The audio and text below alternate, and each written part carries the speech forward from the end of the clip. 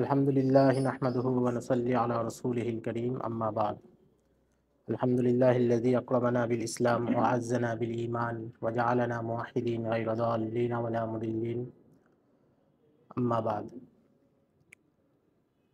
আল্লাহ রাব্বুল আলামিনের শুকরিয়া আদায় করছি যে আমরা আমাদের সিরাতের মজলিসের তৃতীয় মজলিসে উপস্থিত হতে পেরেছি এবং কিছু আলোচনা করার সুযোগ পাচ্ছি। আসলে যে কোনো ন্যাক আমল সেটা করতে পারাই এটা আল্লাহর একটা রহমতের অন্তর্গত এবং ন্যাক আমল করতে পারারও একটা শুকরিয়া থাকে। একটা তো হচ্ছে বাহ্যিক শুকরিয়া, যেটা আলহামদুলিল্লাহ বলার মাধ্যমেই প্রাথমিক পর্যায়ে। আর দ্বিতীয় পর্যায়ে আরও উচ্চ স্তরের শুকরিয়া হচ্ছে ওই ন্যাক আমলটা আরও বেশি বেশি করে করা। তো ফলে আমরা যে সিরাতের মজলিসে উপস্থিত হতে পেরেছি, এটার একটা শুকরিয়া তো হচ্ছে অন্তরের গভীর থেকে আলহামদুলিল্লাহ বলা। আর দ্বিতীয় এর চাইতে উচ্চ স্তরের শুকরিয়া হচ্ছে যে আমাদের বাকি সময়গুলোতে আরও বেশি বেশি সিরাতের চর্চা করা। এখানে মজলিস সবসময় হতে হবে জরুরি না, বা অন্য কোথাও হতে পারে, নাও হতে পারে, কিন্তু আমাদের ব্যক্তিগত চর্চাটা জারি রাখা জরুরি। কারণ সিরাত আমাদের জন্য একটা আলোকবর্তিকা। সিরাতের মূল বিষয় হচ্ছে আমাদের জন্য এটা হেদায়াতের উপকরণ। পুরো ইসলামী শরিয়াতটাই আসলে সিরাত। কারণ ইসলামী শরিয়ায় যা যা আছে এগুলো সব কিছুই সিরাতে আছে। নবীজি এটা বাস্তবায়ন করেছেন, অথবা নবীজির সামনে সাহাবীরা বাস্তবায়ন করেছেন, নবীজি ভুল সংশোধন করেছেন, অথবা তাদের কাজের সম্মতি প্রদান করেছেন। আমাদের প্রথম পর্বে আলোচনাটা একটু লম্বা হয়ে গিয়েছিল, আজকে আশা করি হবে না। তো প্রথম পর্বে আমরা নবীজির দাওয়াতের কথা আলোচনা করেছি এবং এরপরে বলেছি যে আজকে হিজরত থেকে কিছু কথা বলবো। তো হিজরতের একটু পেছন থেকে যদি দুই একটা ঝলক আমরা একটু দেখি, আপনারা দেখবেন যে পঞ্চম হিজরিতে নবীজি সাহাবীদেরকে হিজরতের অনুমতি দেন প্রথম। অর্থাৎ মক্কায় যখন নবীজি, পঞ্চম হিজরি না, মানে নবুয়তের পঞ্চম বর্ষে, হিজরি তো মদিনায় হিজরতের পরে। নবীজি যখন মক্কায় প্রথম ইসলাম প্রচার করেন তখন সাহাবায়ে কেরাম তীব্র নির্যাতনের শিকার হন। বিশেষ করে দরিদ্র সাহাবায়ে কেরাম বা যারা কোনো গোত্রের অধীনে, কোনো নেতার অধীনে দাস ছিলেন, কৃতদাস ছিলেন, তাদেরকে এই নির্যাতনটা করা হচ্ছিল। ধনী সাহাবায়ে কেরাম বা শীর্ষস্থানীয় ব্যক্তিরা সাধারণত নির্যাতিত হচ্ছিলেন না, অথবা তাদেরকে কেউ কেউ নিরাপত্তা দিচ্ছিলেন। তখনকার যুগে আরবে একটা বৈশিষ্ট্য ছিল যে কোনো সম্ভ্রান্ত ব্যক্তি যদি কারো ব্যাপারে বলে দিত যে সে আমার নিরাপত্তা প্রাপ্ত, তখন ওই লোককে আক্রমণ করা মানে হচ্ছে ইনাকে আক্রমণ করা, যিনি এই কথা বলছেন। সাধারণত এটা করা হতো না, কেউ কাউকে নিরাপত্তা দিলে তাকে আর আঘাত করা হতো না। তো মক্কায় এটা ঘটেছিল যে প্রথম দিকে অনেক সাহাবায়ে কেরামকে অনেক কাফেররাও নিরাপত্তা দিয়েছিল। যেমন আবু বকর রাদিয়াল্লাহু তাআলা আনহুকে ইবনু দাগিনা নামে এক লোক, তিনি হচ্ছে নিরাপত্তা দেন। উনিও প্রথমবার আবিসিনিয়া হিজরত করতে চেয়েছিলেন, পরে ওই লোক তাকে ফিরিয়ে নিয়ে আসে, বলল যে আপনি সম্ভ্রান্ত মানুষ, আপনার কেন ভয়, আপনাকে আমি নিরাপত্তা দিচ্ছি।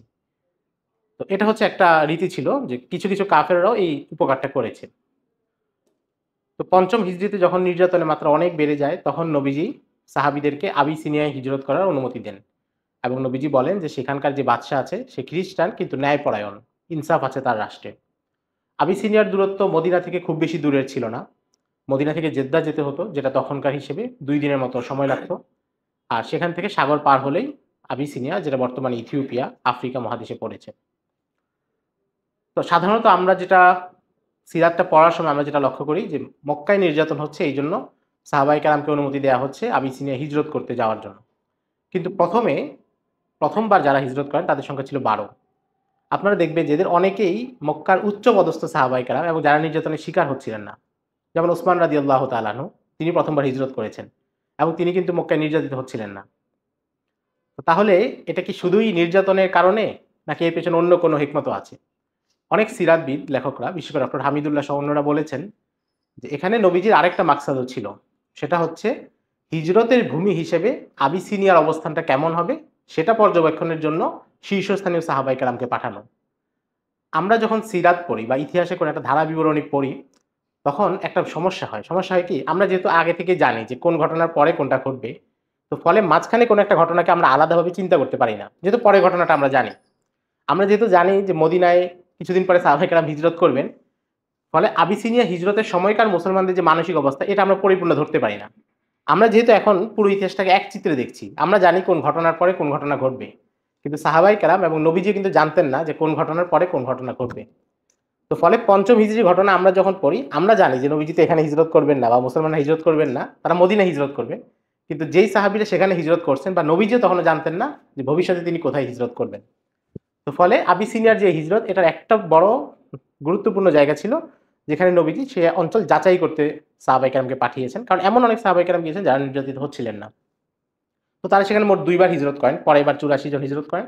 প্রথমবার অল্প কিছু হিজরত করেন এবং এনারা লম্বা সময় সেখানে ছিলেন। খাইবারের যুদ্ধের পরে তারা মদিনায় ফিরে এসেছেন। মোটামুটি প্রায় ১৩-১৪ বছর তারা আবিসিনিয়াতে ছিলেন। তো আবিসিনিয়ার যে ঘটনা প্রবাহ এটা আমরা জানি যে তাদেরকে ফিরিয়ে আনার জন্য কুরাইশরা লোক পাঠিয়েছিল। আমর ইবনুল আস গিয়েছিলেন এবং তিনি সেখানে যাওয়ার পরে বাদশা নাজ্জাশীকে যখন বলেছিলেন যে আমাদের রাজ্যের কিছু লোক সেখানে ঝামেলা করে আপনার এখানে চলে আসছে।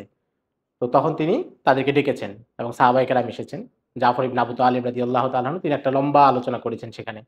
অনেক হৃদয়গ্রাহী, এটা আপনারা সিরাতের কিতাবে পড়েছেন। তিনি বলেছেন যে আমরা কুন্না কওমান আলা শিরক, আমরা এর আগে শিরক করতাম। না'বুদুল আওসান ওয়া নাকুলুল মাইতা, আমরা মূর্তির পূজা করতাম, মৃত প্রাণীকে খেতাম।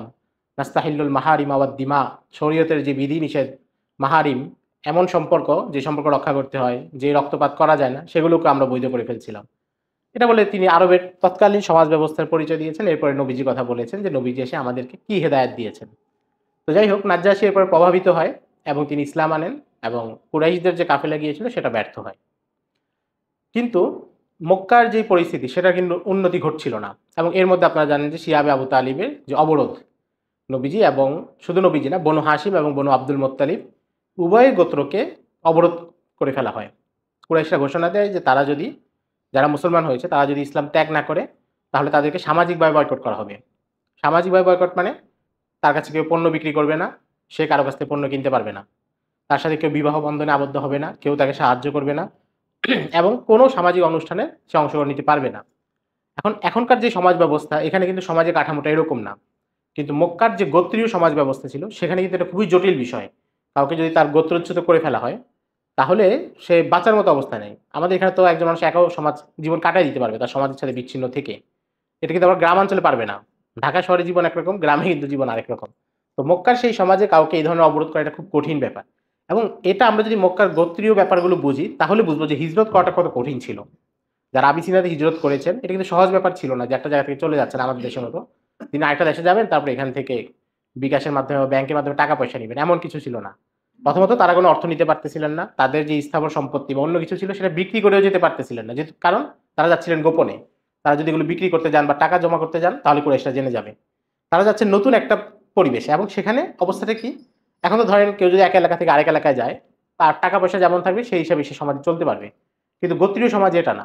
গোত্রীয় সমাজে কেউ যদি কোনো গোত্রের লোক না হয়, একদম বাহিরের লোক হয়, তাহলে সে হলো সমাজে থার্ড ক্লাস নাগরিক, তৃতীয় শ্রেণীর নাগরিক। সে প্রধান দুই ক্যাটাগরিতে পড়বে না, কারণ ওই ক্যাটাগরি হচ্ছে গোত্রগুলোর জন্য বরাদ্দ।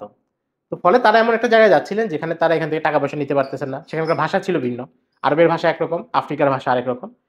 পরিপূর্ণ একটা নতুন জায়গায় তারা হিজরত করে গিয়েছেন। তার মানে এটা খুব সহজ বিষয় না, হিজরতটা অনেক বড় পরীক্ষা এই জন্য। তো যখন কুরাইশরা এইভাবে অবরুদ্ধ করলো এবং তারা একটা চুক্তিনামা লিখে কাবায় ঝুলিয়ে দেয় এবং তারা প্রথমে হচ্ছে বনু আব্দুল মোত্তালিব, বনু আব্দুল মোত্তালিব মানে হচ্ছে আব্দুল মোত্তালিবের সন্তান এবং তার সন্তানরা যারা আছে যে বংশটা, এখানে সবাই মুসলমান হয়নি তখনও, অনেকে অমুসলিম ছিল, এবং বনু হাশিম মানে আব্দুল মোত্তালিবের বাবার থেকে যে বংশ ছড়িয়েছে, এই দুই গোত্রকে তারা বলে দেয় যে তোমরা যদি মোহাম্মদকে নিরাপত্তা দাও, নিরাপত্তা তুলে নাও। নিরাপত্তা কেন? এর আগ পর্যন্ত ছিল যে কুরাইশরা যদি নবীজিকে আক্রমণ করে হত্যা করে, নাউজুবিল্লাহ, তাহলে হচ্ছে নবীজির বংশের মুসলিম অমুসলিম সবাই তাদের বিরুদ্ধে আক্রমণ করবে। এটা গোত্রীয় সমাজের বৈশিষ্ট্য। এই জন্য তারা বলে যে তোমরা তার নিরাপত্তা তুলে দাও, আর যদি নিরাপত্তা তুলে না দাও তাহলে তোমাদের এই দুই গোত্রকেই আমরা বয়কট করব, মুসলিম অমুসলিম নির্বিশেষে। তো আবু তালিবের কাছে যখন এই প্রস্তাব আসলো উনি বলেন যে ঠিক আছে তোমরা যা পারো করতে পারো। তিনি এটা মেনে নিলেন এবং মেনে নিয়ে মক্কার বাইরে উপত্যকার পাশে তার একটা নিজস্ব জমি ছিল, সেখানে তিনি দুই বংশের লোকজনকে নিয়ে চলে গেলেন। তো দুই গোত্রের যারা ছিল, বনু হাশিম এবং বনু আব্দুল মোত্তালিব, সকল সদস্যের উপর এই বয়কট সমানভাবে কার্যকর হলো। শুধু মুসলিম না, মুসলিম অমুসলিম সবাই, শুধু একজন বাদে, সে হচ্ছে আবুল আহাব। আবুল আহাব বললো যে আমি আমার গোত্রের সাথে নাই, আমি তোমাদের সাথে আছি। এটা বলে সে আলাদা হয়ে গেল, সে মক্কায় থাকতো। বাকি সবাই শিয়াবে আবু তালিবে চলে গেলেন এবং সেখানে তারা প্রায় ২.৫ বছর ছিলেন। প্রচন্ড কষ্ট হয়েছে সেখানে, খাবার দাবার ছিল না। এক পর্যায়ে তারা গাছের লতা পাতা বা গাছের ছাল এগুলো খেয়েছেন, মানে পশু পাখি যে খাদ্য খায় সেটাও খেতে বাধ্য হয়েছেন নবীজি এবং অন্যরা। এবং সেখানে কিন্তু অমুসলিম যারা ছিল তারাও এই নির্যাতন সহ্য করেছে। তারা কিন্তু নবীজির প্রতি ইসলাম আনে নাই, কিন্তু গোত্রীয় সম্পর্কের কারণে নবীজিকে সাহায্য করতে রাজি ছিল, এই জন্য তারাও নির্যাতনের শিকার হয়েছে। তখনও ওই সময়টাতে বাহির থেকে কোনো পণ্য সেখানে যেতে পারতো না। মদিনা থেকে যদি কোনো কাফেলা আসতো, আবু জাহেল গিয়ে বলে দিত যে তোমরা তাদেরকে যেই দামে বিক্রি করবে আমি এর চাইতে ৩-৪ গুণ দাম বেশি দিচ্ছি, তো তোমরা আমাকে দিয়ে দাও। এবং কেউ কোনো সম্পর্ক রাখতে পারতো না, যোগাযোগ রাখতে পারতো না। কিন্তু সেই সময়ও ১-২ জন মানুষ কাফের কিন্তু সেখানে সাহায্য পাঠাতেন। এমন একজন ছিলেন মুতঈম ইবনে আদি। তিনি কুরাইশদের একজন বড় নেতা ছিলেন। তিনি প্রায়ই ওনার বিভিন্ন উটে করে খাদ্য সামগ্রী ওখানে পাঠিয়ে দিতেন গোপনে, কুরাইশরা যেন জানতে না পারে। তো একজন সিরাত লেখকের লেখায় দেখলাম তিনি একটা আনুমানিক হিসাব করে দেখিয়েছেন যে উনি যে পরিমাণ সাহায্য করেছেন, মানে আমাদের টাকা হিসেবে করলে ৩০-৪০ লক্ষ টাকার সাহায্য বা খাবার উইজুর হিসেবে তিনি পাঠিয়েছেন। মানুষ তো ওখানে খুব বেশি ছিল না। তো মুতিম ইবনে আদির এই ব্যাপারটা নবীজি পরে স্মরণ করেছেন এবং তাকে সম্মান দিয়েছেন। তিনি ইসলাম গ্রহণ করতে পারেননি, হিজরতের আগে পরে ইন্তেকাল করেছেন। যখন বদরের যুদ্ধে কুরাইশরা বন্দী হয় আসে, নবীজি তখন বলেছিলেন যে আজকে যদি মুতিম ইবনে আদি জীবিত থাকতো এবং আমাকে অনুরোধ করতো এদেরকে মুক্তি দেওয়ার জন্য, তাহলে আমি মুক্তি দিতাম। তো এই যে অমুসলিমদের দ্বারাও কিন্তু এই ধরনের সাহায্য নবীজি পেয়েছেন, মুসলমানরা পেয়েছে। এবং এটা যেই কোনো সমাজেই কিছু মানুষ এমন থাকে যে হয়তো ইসলাম গ্রহণ করে নাই, কিন্তু সে হচ্ছে সমাজের আবু তালিব বা সে হচ্ছে মুতিম ইবনু আদি। তো যিনি দাওয়াতের কাজ করবেন এই মানুষগুলোকে তিনি চিনতে হবে।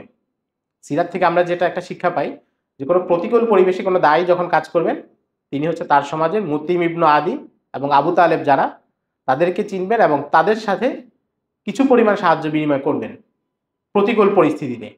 যেখানে তার অন্য কোনো অবলম্বন নেই সেখানে এই ধরনের সাহায্যগুলোকে বোঝা এটাও একটা জরুরি। তো এটা হচ্ছে এই অবরোধদের ঘটনা। অবরোধের মুক্তিটা হয় আপনারা জানেন, আমি এটার জন্য বিস্তারিত বলছি না। অবরোধের মুক্তি হয় আল্লাহ রাব্বুল আলামিনের কর্তৃক ফয়সালা থেকেই। এমনি মুতিম ইবনে আদি অন্যরা চিন্তা করছিলেন যে আমাদের আত্মীয় তাদেরকে এভাবে অবরোধ করা হচ্ছে এবং এটা আমরা সবাই পছন্দ করছি এমন না, শুধু আবু জাহেল বা তার মতো ১-২ জনের গোয়ার্তুমির কারণে এটা হচ্ছে। তো তারা নিজেরা গোপনে গোপনে অনেকে সলা পরামর্শ করে তারা বললেন যে আমরা এটা ভেঙে ফেলবো, আমাদের যে চুক্তি হয়েছে এটা ভেঙে ফেলবো। এর মধ্যে আল্লাহ রাব্বুল আলামিন নবীজিকে জানিয়ে দিলেন যে তারা যেই চুক্তিপত্র লিখে কাবার গায়ে ঝুলিয়ে রেখেছে সেটা পোকা খেয়ে ফেলেছে। তো চুক্তিপত্র যদি না থাকে এটার অস্তিত্ব থাকবে না। তো যাই হোক, পরে মুসলমানরা বের হয়ে আসলেন। আর কুরাইশরা আবার নতুন করে অবরোধ করার সাহস পায়নি, কারণ হচ্ছে তাদের মধ্যে একটা দ্বিধাদ্বন্দ্ব দেখা গিয়েছিল। যেহেতু পরস্পরের প্রত্যেকে আত্মীয় ছিল, তো তাদের একাংশ বলতেছিল যে না, এদেরকে আমরা এভাবে নির্যাতন করা উচিত হবে না। এই অবরোধের কিছুদিন পরেই আবু তালিব ইন্তেকাল করেন এবং উম্মুল মুমিনিন খাদিজাতুল কুবরা রাদিয়াল্লাহু তাআলা আনহা ইন্তেকাল করেন। নবীজির জন্য এটা খুবই দুঃখের ঘটনা ছিল। এটা হচ্ছে ১০ম হিজরি, নবুয়তের ১০ম বছর, যেটাকে নবীজি আমুল হুজন বলেছেন, দুঃখের বছর। কারণ আবু তালিবের সাথে নবীজির যে সম্পর্ক একদম ছোটবেলা থেকে, এবং ইসলামের প্রতি আবু তালিবের যেই প্রথম দিক থেকেই যে কোরবানি এবং ত্যাগ, এবং নবীজিকে তিনি যেভাবে সাহায্য করেছেন, তিনি ইসলাম গ্রহণ করেনি, নবীজির জন্য তো এটা খুবই কষ্টকর বিষয় ছিল। এবং সম্ভবত পুরা সিরাতের সবচেয়ে হৃদয় বিদারক দৃশ্যগুলোর মধ্যে একটা হচ্ছে আবু তালিবের শেষ মুহূর্তটা, যখন নবীজি সংবাদ পেয়ে দ্রুত ঘরে এসেছেন, এসে দেখলেন যে আবু জাহেল এবং অন্যরা বসা। তখন তিনি চাচাকে বলেছেন যে আপনি ইসলাম আনেন। তো আবু জাহেল বলল যে তুমি কি আব্দুল মোত্তালিবের ধর্ম ছেড়ে দিবে? তো আবু তালিব জানতেন তার ভাতিজার ব্যাপারে, তিনি জানতেন যে তিনি নবী, কিন্তু তিনি প্রকাশ্য ঘোষণা দেন নাই এবং ইসলাম গ্রহণ করেন নাই। আব্দুল্লাহ ইবনে আব্বাস রাদিয়াল্লাহু তাআলা আনহু একবার জিজ্ঞাসা করেছিলেন যে নবীজিকে যে আবু তালিবের ফায়সালা কি হবে? তখন নবীজি বলছেন যে তিনি যেহেতু ইসলামে অনেক সাহায্য করেছেন, এই জন্য সবচেয়ে কম শাস্তি তাকে দেওয়া হবে জাহান্নামে। জাহান্নামে সবচেয়ে কম শাস্তি দেওয়া হবে, তাকে একটা আগুনের জুতা পরানো হয়েছে যেটার কারণে তার মাথার মগজ সেটা টগবগ করে ফুটছে। অর্থাৎ শাস্তি থেকে মুক্তি নাই, যেহেতু ঈমান আনেন নাই। অনেক বাতিল ফিরকা তারা হচ্ছে বিশ্বাস করে, আমাদের দেশেও আছে শিয়ারা কিংবা আরো অনেকে, তারা হচ্ছে বিশ্বাস করে যে আবু তালিব হচ্ছে মুসলিম ছিলেন, এবং এটা হচ্ছে তাদের একটা তর্কের বড় জায়গা। আমাদের দেশের রাজবাড়িতে একটা বড় ফিরকা আছে, মেদিনীপুর গ্রুপ, পুরো রাজবাড়ী জেলায়, আপনারা জানেন যদি কেউ থাকেন ওখানকার। তাদের হচ্ছে বিরাট বিরাট কিতাব আছে ৫০০-৬০০ পৃষ্ঠার, যে আবু তালিব মুসলমান ছিলেন এটা প্রমাণের জন্য বিরাট বিরাট কিতাব লেখা। তো কিন্তু আহলুস সুন্নাহ ওয়াল জামাতের নির্ভরযোগ্য বিশ্বাস এবং আকীদা হচ্ছে যে আবু তালিব ইসলাম গ্রহণ করেন নাই। এটা অনেক হাদিস থেকেই স্পষ্ট। আবু তালিবের মৃত্যুর ফলে নবীজির প্রথম সমস্যা হলো যে তিনি একজন মিত্র হারালেন। এতদিন পর্যন্ত তিনি আবু তালিবের নিরাপত্তায় ছিলেন। কুরাইশরা যখনই তাকে কিছু করতে আসতো, আবু তালিব তাদেরকে বাধা দিতেন। কিন্তু আবু তালিবের মৃত্যুর পরে এই নিরাপত্তাটা নবীজির কাছ থেকে উঠে গেল। তখন নবীজি চিন্তা করলেন যে মক্কায় কিংবা মক্কার বাইরে অন্যদের কাছ থেকে কোনো নিরাপত্তা নেওয়া যায় কিনা। এই চিন্তা থেকে তিনি তায়েফে গেলেন, এবং আপনারা জানেন যে তায়েফে নবীজিকে আঘাত করা হলো, রক্তাক্ত করা হলো।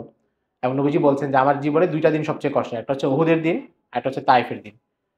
বরং তাইফের দিনটা আরো বেশি কঠিন ছিল। উহুদের দিন তো নবীজি যখন আহত হয়েছেন তখন সাহাবায়ে কেরাম তার পাশে ছিলেন এবং জীবন বাজি রেখে লড়েছেন।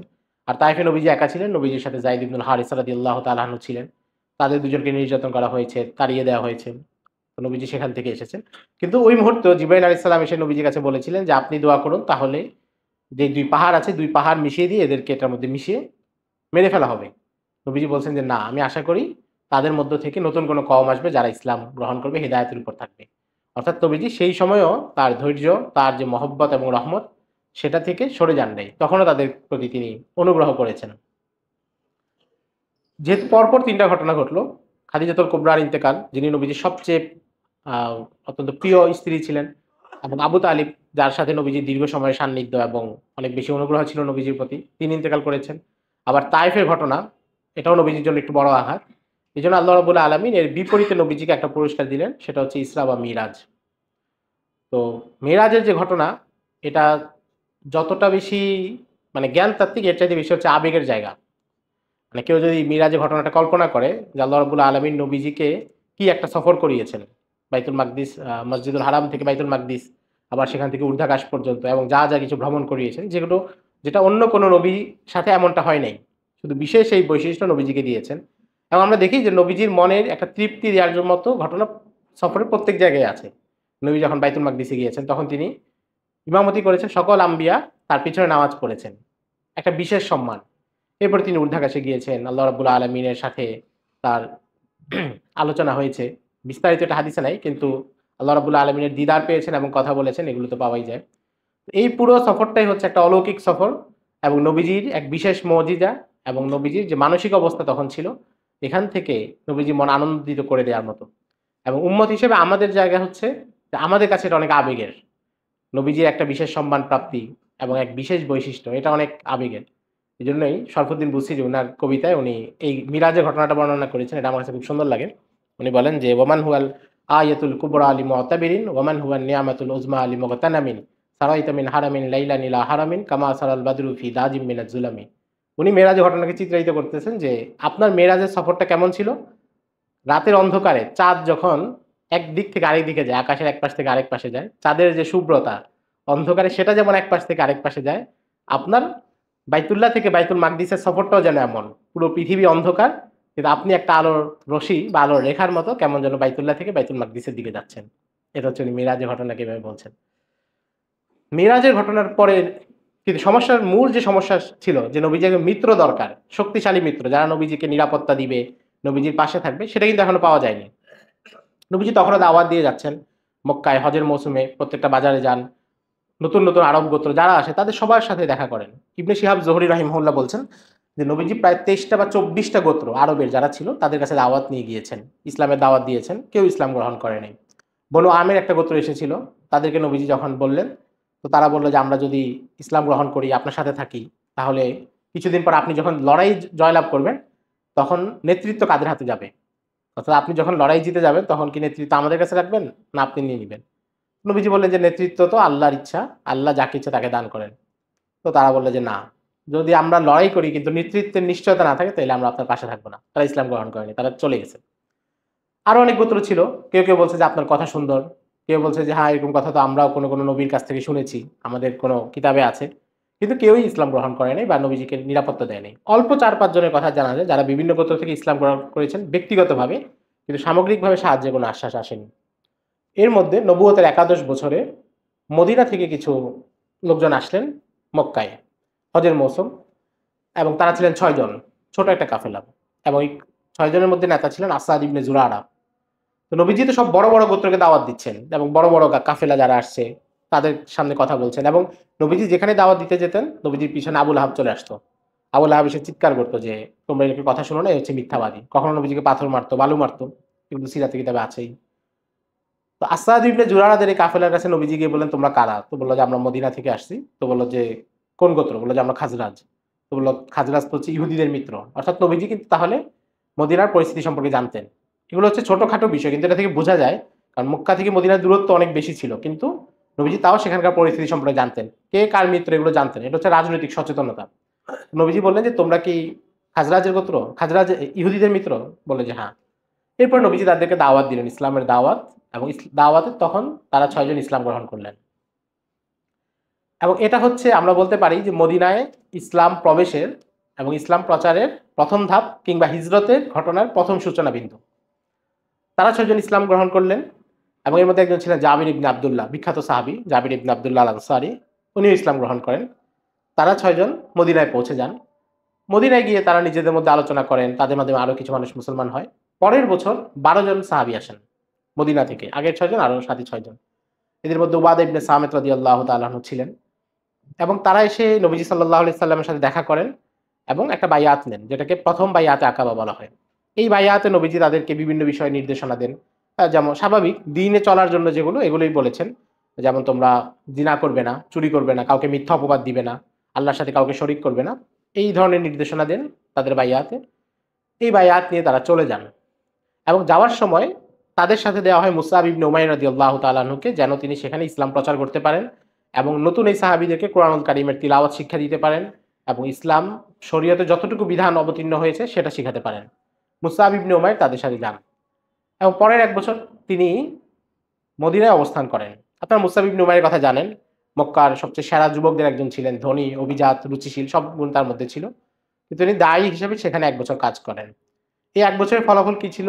জাবির ইবনে আব্দুল্লাহ রাদিয়াল্লাহু তাআলা আনহু থেকে মুসনাদ আহমদ ইবনে হাম্বলে একটা বর্ণনা আছে। তিনি বলেন, লাম ইয়াবকা দারুম মিন দুরিল আনসার ইল্লা ওয়া ফীহি রাহতুম মিনাল মুসলিমিন ইউযহিরুনাল ইসলাম। যে 1 বছর পরে দেখা গেল মদিনায় আনসারদের এমন কোনো ঘর নাই যেখানে কোনো মুসলমান নাই। অর্থাৎ আনসারদের সকল পরিবারে কেউ না কেউ এক অথবা একাধিক ইসলাম গ্রহণ করে ফেলেছে। ওয়ায়ুযহিরুনাল ইসলাম, এবং তারা নিজেদের ইসলামটা প্রচার করছে, প্রকাশ করছে। অর্থাৎ মক্কায় কিন্তু এটা সম্ভব হচ্ছিল না। মক্কায় তখন পর্যন্ত অনেকে ইসলাম গ্রহণ করছিল গোপনে এবং ইসলামের দাওয়াতে কাজ চালাতে হচ্ছিল কিছুটা গোপনে কিছুটা প্রকাশ্যে। কিন্তু মদিনায় ইসলাম 1 বছরের মধ্যে সব আনসারদের ঘরে পৌঁছে গেছে এবং তারা সেটা প্রচার করছে, প্রকাশ করছে যে আমরা মুসলিম হয়ে গেছি। এটা কিন্তু একটা বিরাট পার্থক্য মক্কার পরিস্থিতির সাথে। তাহলে কথা হলো যে মক্কায় কেন এটা সম্ভব হলো না আর মদিনায় কেন সম্ভব হলো? মদিনায় কেন মুসলমানরা নিজেদের ইসলাম প্রকাশ করতে পারলেন? এটা বোঝার জন্য এটার মূল জায়গা হচ্ছে বুয়াসের যুদ্ধ। আপনারা বুয়াসের যুদ্ধের কথা শুনেছেন। সেটা হচ্ছে নবীজি মদিনায় হিজরত করার 10 বছর আগ থেকে একটা যুদ্ধ শুরু হয়েছিল আনসারদের 2 গোত্র আউস এবং খাজরাজদের মধ্যে, এবং এটা হচ্ছে 5-6 বছর চলেছে। নবীজি হিজরতের কিছুদিন আগে যুদ্ধটা থেমেছে, এর আগ পর্যন্ত এই যুদ্ধটা চলছিল। তো এই যুদ্ধের ফলাফলই হচ্ছে মদিনায় ইসলাম প্রবেশকে সহজ করে দেয়। এবং এটা উম্মুল মুমিনিন আয়েশা রাদিয়াল্লাহু তাআলা আনহা বলেছেন। উম্মুল মুমিনিন বলছেন যে কানা ইয়াউমু বুআসিন ইয়াউমান কদ্দামাহুল্লাহু লিরাসূলিহি সাল্লাল্লাহু আলাইহি ওয়াসাল্লাম কদিমা রাসূলুল্লাহ সাল্লাল্লাহু আলাইহি ওয়াসাল্লাম আল মাদিনা ওয়াফতারাকা মালাউহুম ওয়াফতারাকা মালাউহুম ওয়া কুত্তিলাত সারাওয়াতুহুম ওয়া ফুররিজু ওয়া ওয়াজরিহু কদ্দামাহুল্লাহু লিরাসূলিল্লাহি সাল্লাল্লাহু আলাইহি ওয়াসাল্লাম ফি দুখুলিহিম ফিল ইসলাম। বুখারী riwayat। উম্মুল মুমিনিন বলছেন যে আল্লাহ নবীজিকে বুয়াসের যুদ্ধ উপহার দিয়েছেন, কারণ বুয়াসের যুদ্ধের মাধ্যমে মদিনার আনসারদের যত বড় বড় নেতা ছিল সবাই মারা যায় এই যুদ্ধে, সবাই নিহত হয় অথবা আহত হয়। ফলে নবীজি যখন মদিনায় যাচ্ছেন তখন তাদের বড় শীর্ষস্থানীয় সিনিয়র কোনো নেতা সেখানে ছিল না, শুধু একজন জীবিত ছিল, সে হচ্ছে আব্দুল্লাহ ইবনে উবাই ইবনে সালুল রাইসুল মুনাফিকিন বা মুনাফিকিনদের নেতা। একমাত্র সে ছাড়া তাদের সিনিয়র সবাই, মানে আবু জাহেল, ওতবা, সাইবা, রবিয়া, এই পর্যায়ের মানুষ যারা মক্কার এই পর্যায়ের মানুষ মদিনায় যারা ছিল তারা সবাই বুয়াসের যুদ্ধে মারা যায়। তো ফলে তখন মদিনায় যারা ছিল তারা ছিলেন অপেক্ষাকৃত তরুণ, এবং অপেক্ষাকৃত তরুণ এবং সমাজের ওই অংশ যারা হচ্ছে এই হানাহানি দেখে বিরক্ত। ফলে সেখানে দাওয়াতের একটা পরিবেশ তৈরি হয়েছিল কেমন যেন, যেটা মক্কায় সহজ ছিল না। মক্কায় সমাজে প্রভাবশালী নেতারা, জাহিলিয়াতের সর্দাররা তারা ছিল, কিন্তু মদিনায় এটা ছিল না। মদিনায় শুধু আব্দুল্লাহ ইবনে উবাই ইবনে সালুল ছিল, এবং সে তখন বাহ্যিকভাবে ইসলাম গ্রহণ করেছিল একটা পর্যায়ে, সেটা ভিন্ন আলোচনা। মদিনায় এটা হচ্ছে পার্থক্য মক্কা এবং মদিনা। যেহেতু বড় বড় সর্দাররা নাই, অপেক্ষাকৃত তরুণ, তারা ইসলামের দাওয়াত গ্রহণ করেছেন এবং দাওয়াত গ্রহণ করে তারা এটা প্রচার করেছেন। তো কিছুদিন যাওয়ার পরে সাহাবায়ে কেরাম নিজেদের মধ্যে আলোচনা করছেন। এটাও জাবির ইবনে আব্দুল্লাহ উনার বর্ণনা শেষ দিকে উনি বলছেন যে হাত্তা মাতা নাতরুকু রাসূলুল্লাহি সাল্লাল্লাহু আলাইহি ওয়াসাল্লাম ইউতরাদু ফি জিবালি মক্কা ওয়া ইয়াখাফু। যে এক পর্যায়ে আমরা নিজেদের মধ্যে আলোচনা করলাম যে আমরা নবীজিকে আর কতদিন মক্কার সেই পাহাড়ের উপত্যকা ওখানে রেখে দিব, যেখানে নবীজিকে আতঙ্ক করা হয়, আতঙ্কিত করা হয়, ভয় দেখানো হয়, তাড়িয়ে বেড়ানো হয়, ওই জায়গায় আমরা নবীজিকে কতদিন রেখে দিব। চিন্তা করুন, আনসাররা কেন আনসার? এবং নবীজি এক হাদিসে বলেছেন যে আয়াতুল মুমিনি হুব্বুল আনসার, মুমিনের একটা বৈশিষ্ট্য হচ্ছে বা ইমানের বৈশিষ্ট্য হচ্ছে আনসারদেরকে ভালোবাসা। আনসারদেরকে ভালোবাসা এটাই স্বতন্ত্র একটা ইবাদত এবং ইমানের একটা নিদর্শন। আনসাররা ১ বছরের মধ্যে তারা নিজেদের জায়গায় গেলেন। ইসলাম গ্রহণ করার পরে তাদের প্রথম চিন্তা হচ্ছে যে আমরা নবীজিকে আর কতদিন মক্কায় রেখে দিব, এটা নিয়ে তারা আলোচনা করলেন। এবং পরের বছর যখন তারা হজে আসলেন তখন তারা সাথে আসলেন ৭২ জনের মতো মুসলমান ততদিনে হয়ে গেছেন, তারা হজের সফরে আসলেন। এবং এখানে এসে তারা আগে থেকেই আনসাররা প্ল্যান সাজিয়েছেন, চিন্তা করছেন যে আমরা নবীজিকে আমাদের কাছে নিয়ে আসবো বা নিরাপত্তা দিব, নবীজিকে মক্কায় একা রাখবো না। এটা আনসাররা আগে থেকে চিন্তা করছে। এবং সেখানে দ্বিতীয় বাইয়াতে আকাবা হলো। এবং আপনারা যদি বাইয়াতে আকাবার ঘটনা পড়েন, এটা হয়েছিল একদম মধ্যরাতের পরে, আমরা বলতে পারি রাত ২টা-৩টার দিকে। এবং একটা গোপন জায়গায় ২ পাহাড়ের মাঝখানের উপত্যকায় নবীজি সাহাবীদের সাথে দেখা করেছেন, আনসারদের সাথে ৭২ জনের সাথে। এবং আলী রাদিয়াল্লাহু তাআলা আনহু এবং আবু বকর রাদিয়াল্লাহু তাআলা আনহু তাদেরকে দায়িত্ব ছিল তারা বাইরের পথে থাকবেন, কেউ আসলে ভিতরে দেখাবেন। এবং নবীজির সাথে নবীজির চাচা আব্বাস রাদিয়াল্লাহু তাআলা আনহু ছিলেন। এবং আপনারা যদি বর্ণনা দেখেন, আব্বাস রাদিয়াল্লাহু তাআলা আনহু যখন আসছেন তখন তিনিও এই আনসার যারা ৭২ জন সাহাবী তাদেরকে খুব বেশি আশ্বস্ত করতে পারছিলেন, বিশ্বাস করতে পারছিলেন না। আব্বাস রাদিয়াল্লাহু তাআলা তো ব্যবসা ছিল, তো ফলে মদিনার সিনিয়র লোকজনের সাথে তার পরিচয় ছিল। কিন্তু এখানে যারা ছিল বেশিরভাগই কিন্তু যুবক ধরনের ছিল। এবং উনি বলছেন যে আমি এটা কাদেরকে দেখতেছি, এরা তো আহদাস, এরা তো তরুণ, এদের আমি কাউকে চিনি না, কাজে আমার কেন যেন ভয় হচ্ছে। তো এখান থেকে একটা জিনিস বোঝা যায় যে যদি কোনো দাওয়াত এবং দিনই কোনো কাজ সেখানে তরুণদেরকে সম্পৃক্ত করা না যায় তাহলে এটার ভবিষ্যৎ নেই। এবং এটা যেই শক্তিতে সামনে আগানো দরকার সেই শক্তিটার মধ্যে সঞ্চার হবে না যদি সমাজের তরুণ শ্রেণী এবং যুবক শ্রেণীকে এই দাওয়াতে অংশগ্রহণ করানো না যায়। ফলে যেই কোনো দাওয়াত সেটা যদি সামনে যেতে চায়, মজবুত হতে চায়, তাহলে তরুণ এবং যুবক শ্রেণীকে অবশ্যই সেখানে লাগবে, যেটা আমরা বাইয়াতে আকাবার এই ঘটনা থেকে দেখি। এবং এই বাইয়াতে আকাবার ঘটনায়ও মানে মানুষকে আল্লাহ রাব্বুল আলামিন যদি কাউকে সৌভাগ্য দিতে চান এবং কেউ যদি সৌভাগ্যমণ্ডিত হয় তাহলে কিভাবে হয়? জাবির ইবনে আব্দুল্লাহ রাদিয়াল্লাহু তাআলা আনহু যিনি প্রথম ৬ জনের সাথে ইসলাম গ্রহণ করেছিলেন, উনার বাবার নাম হচ্ছে আব্দুল্লাহ ইবনে আমর ইবনে হারাম। উনার বাবা, ইনি মোটামুটি বয়স্ক ছিলেন। উনি হজের সফরে আসছেন, যদিও মুসলমান না, তখন তো সবাই হজ করত। তো কাব ইবনে মালিক রাদিয়াল্লাহু তাআলা আনহু দিন শেষে দ্বিতীয়বারে এসে ইসলাম গ্রহণ করেছেন। তো উনারা তো প্ল্যান করতেছেন, নবীজি যেহেতু উনাদেরকে দিনের বেলা জানিয়ে দিয়েছেন যে আমরা রাতের বেলা বসবো। এবং এই ঘটনা হচ্ছে মধ্যরাতে, ধরেন আমরা বলতে পারি ১২টা বা ১টার দিকে। মানে জাবির ইবনে আব্দুল্লাহর যে কাব ইবনে মালিকের বর্ণনা থেকে বোঝা যায় যে বাইয়াত সংগঠিত হওয়ার কিছুক্ষণ আগের কথা, হয়তো ঘন্টা খানেক বা ঘন্টা দেড়েক, যেটাই হোক রাতের বেলা। ওই সময় উনার সাথে জাবির ইবনে আব্দুল্লাহর বাবার দেখা। তো উনি বললেন যে চাচা আপনি তো মদিনার হচ্ছে বড় সর্দার, আপনি আমাদের নেতা, আমাদের লিডার, তো কিয়ামতের দিন আপনার দেহটা আগুনে পোড়ানো হবে এটা আমি বিশ্বাস মানে কল্পনা করতে চাই না। এই বলে তিনি তাকে ইসলামের দাওয়াত দিলেন।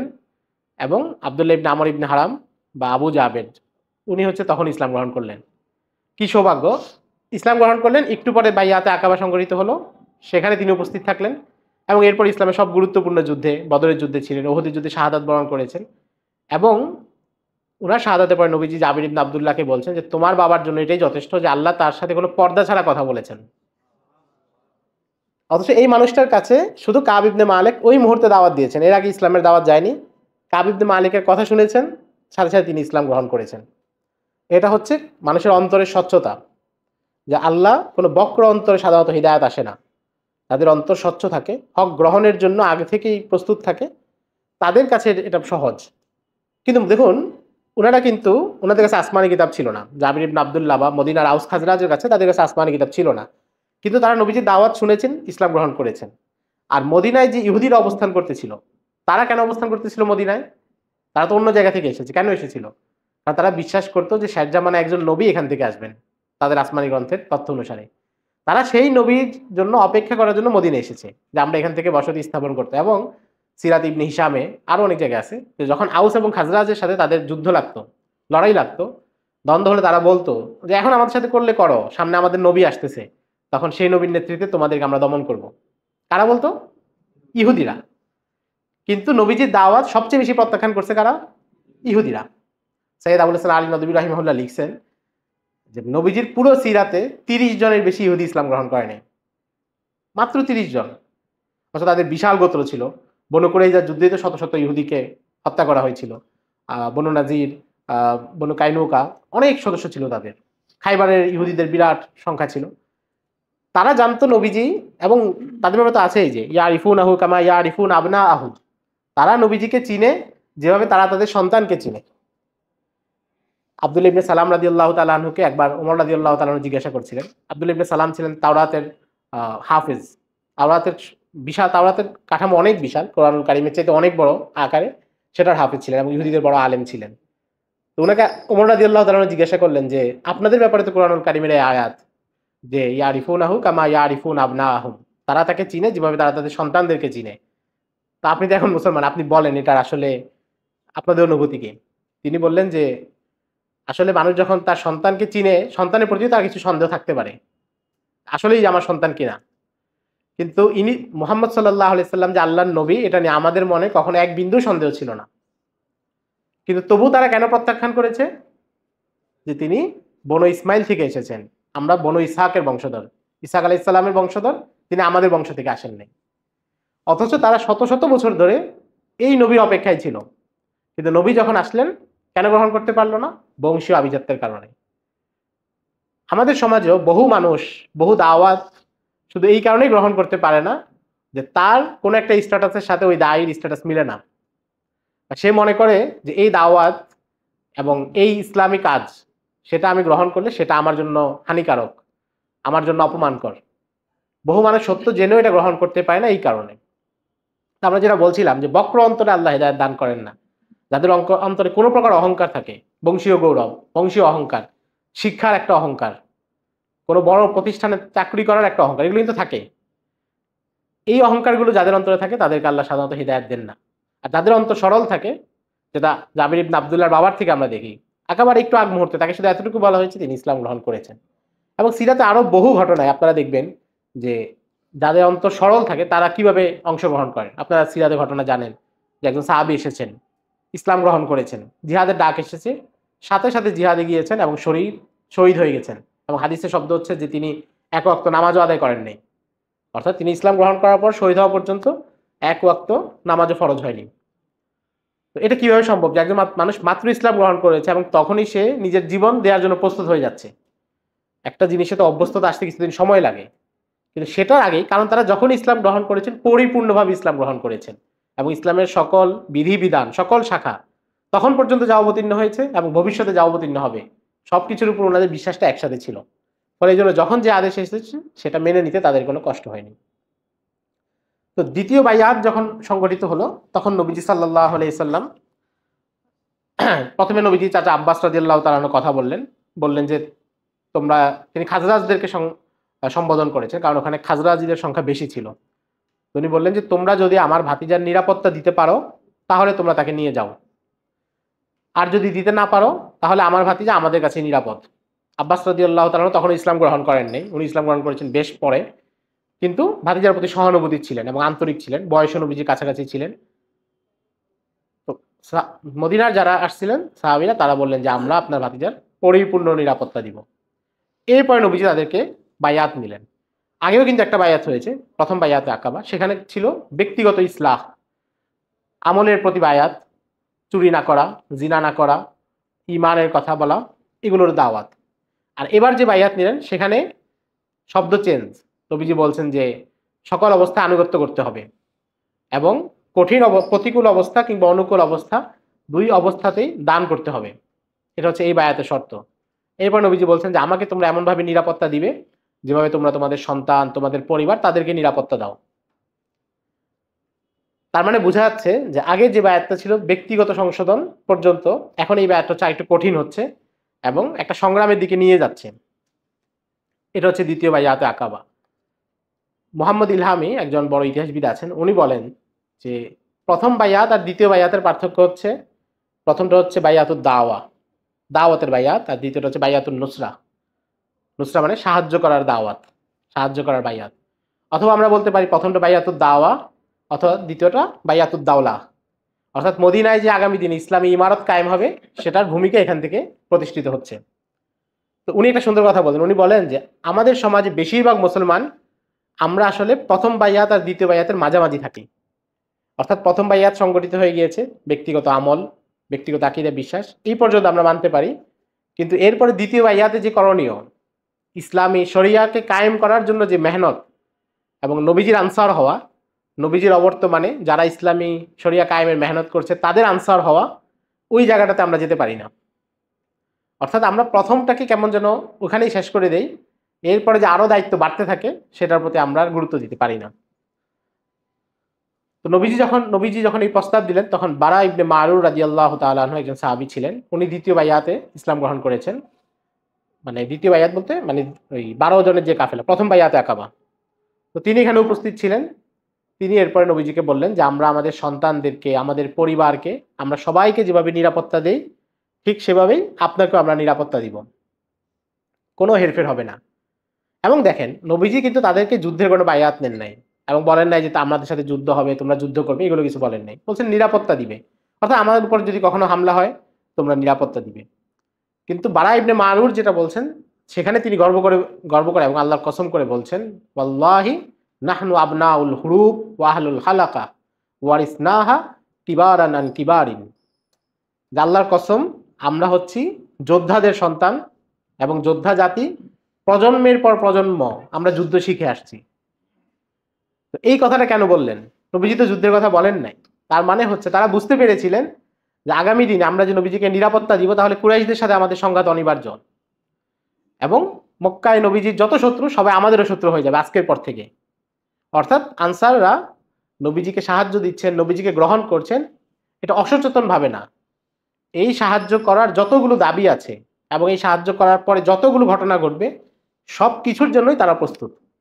সেই জায়গা থেকে তিনি বলছেন যে আমরা হচ্ছি যোদ্ধাদের সন্তান এবং আমরা যুদ্ধ পারি, প্রজন্মের পর প্রজন্ম ধরে আমরা এটা শিক্ষা করি।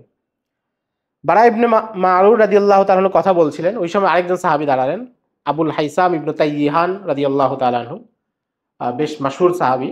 আপনি একটা ঘটনা জানেন যে একবার নবীজি রাতের বেলা বের হলেন, পর আবু বকর রাদিয়াল্লাহু তাআলা আনহুর সাথে দেখা, তো জিজ্ঞাসা করলেন যে তুমি কেন বের হয়েছো? আবু বকর বললেন যে আমার ক্ষুধা পেয়েছে, ক্ষুধার কারণে বের হয়েছি। এরপর নবীজি বললেন যে আমারও ক্ষুধা পেয়েছে। এরপরে ওসমান রাদিয়াল্লাহু তাআলা আনহু বের হলেন, তো ওনাদের দুইজনেরই ক্ষুধা পেয়েছে। পরে একজন সাহাবী বাড়িতে গিয়ে ওনাদের মেহমানদারি করা হয়, ইনি হচ্ছেন এই আবুল হাইসাম ইবনে তাইয়িহান। আবুল হাইসাম ইবনে তাইয়িহান বললেন যে আমার একটা কথা আছে নবীজির কাছে। তো সবাই বলল যে বলুন। তো তিনি নবীজিকে প্রশ্ন করলেন যে ইয়া রাসূলুল্লাহ, ইন্না বাইনানা ওয়া বাইনার রিজালি উহুদান, আমাদের মাঝে এবং কিছু মানুষের মাঝে অনেক চুক্তি আছে। ওই যে যেহেতু মদিনায় ইহুদিরা ছিল, তাদের সাথে চুক্তি ছিল, নিরাপত্তা চুক্তি, ব্যবসায়িক চুক্তি। এখানে ইহুদিরা উদ্দেশ্য হতে পারে অথবা মক্কার কুরাইশরাও উদ্দেশ্য হতে পারে, যেহেতু মদিনার লোকজন এখানে আসতো, মক্কার লোকেরা তাদেরকে নিরাপত্তা দিত। উনি বলছেন যে ইন্না বাইনানা ওয়া বাইনার রিজালি উহুদান, আমাদের মধ্যে এবং অন্য লোকদের মধ্যে একটা চুক্তি আছে। ইন্না কাতিউহা, আমরা এখন এটা ভেঙে ফেলবো। মানে আমরা যখনই আপনাকে সাহায্য দিচ্ছি তখন তো অটোমেটিক এই চুক্তিগুলো ভেঙে যাবে। আমরা আমাদের যে চুক্তিগুলো আছে এগুলো আমরা এতদিন মেনে চলছি, কিন্তু এখন আপনাকে সাহায্য দেওয়া মাত্র এটা ভেঙে যাবে। আচ্ছা, এতটুকু বলার পরে এরপরের কথাটা কি হইতে পারে? আমরা হয়তো ভাববো যে উনি হয়তো কোনো একটা দাবি করবেন যে আমরা আপনার জন্য এটা করতেছি, আপনি বিনিময়ে আমাদেরকে কিছু দেন। ওনার দাবিটা কি? উনি বলছেন যে যদি আপনি যা বলছেন এগুলো সব আমরা এখন পালন করি এবং এরপরে আল্লাহ আপনাকে বিজয়ী করেন, তখন কি আপনি আমাদেরকে রেখে চলে যাবেন? সুবহানাল্লাহ। এটাই হচ্ছে আনসারদের সাথে অন্যদের পার্থক্য। নবীজির দাওয়াত কেন অন্যরা গ্রহণ করতে পারে নাই, কেন আনসাররাই পেরেছেন এবং তারা কেন আনসার হয়েছেন, এই চিন্তাধারা থেকে স্পষ্ট। আমরা একটু আগে বনু আমেরের কথা বললাম। বনু আমেরের যেই লোকের সাথে নবীজি কথা বলেছেন তার নাম ছিল বুহাইরা ইবনে ফারিস। তো বুহাইরা ইবনে ফারিস নবীজিকে কি বলেছে যে আপনি যখন যুদ্ধে জয়লাভ করবেন তখন নেতৃত্ব কার হাতে থাকবে? তার মানে তাদের মাকসাদ ছিল কি? নেতৃত্ব। আর আবু হাইসাম ইবনে তাইয়িহানের মাকসাদ কি? যে নবীজি থাকবে কিনা, এটা হচ্ছে তাদের পেরেশানি। এবং আপনারা জানেন যে মক্কা বিজয়ের দিনও আনসারদের পেরেশানি ওই জায়গাতেই ছিল।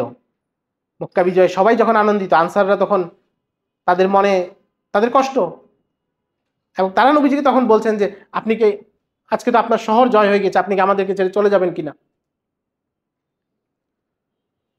এই জন্যই আনসাররা ইসলামের ইতিহাসে সবচেয়ে মর্যাদার জায়গায় আছে আনসাররা, কারণ তারা এমন এক সময় নবীজির সাথে দাঁড়িয়েছেন। আমরা যে আবারও বলছি যে সিরাতের ঘটনাগুলো আমরা পড়তে গেলে যেহেতু পরেরটা আমরা জানি, সুতরাং আমরা বুঝতে পারি না যে ওই সময় তাদের মানসিক অবস্থা কি ছিল। আনসাররা যখন নবীজিকে সাহায্য করছেন, নবীজির সাথে মক্কায় অল্প কিছু মানুষ ইসলাম গ্রহণ করেছে। আনসাররা জানেন যে তারা যখনই নবীজিকে নিরাপত্তা দিবেন, নবীজিকে সাথে আনবেন, ইহুদিদের সাথে তাদের শত্রুতা হবে এবং আপনারা জানেন যে মদিনায় ইহুদিরা প্রচন্ড সম্মানিত ছিল, কারণ আনসারদের যারা গোত্র ছিল আউস এবং খাজরাজ, তারাও বিশ্বাস করতো যে আমাদের কাছে কোনো আসমানি কিতাব নেই, তাদের কাছে আসমানি কিতাব আছে, তারা সম্মানিত।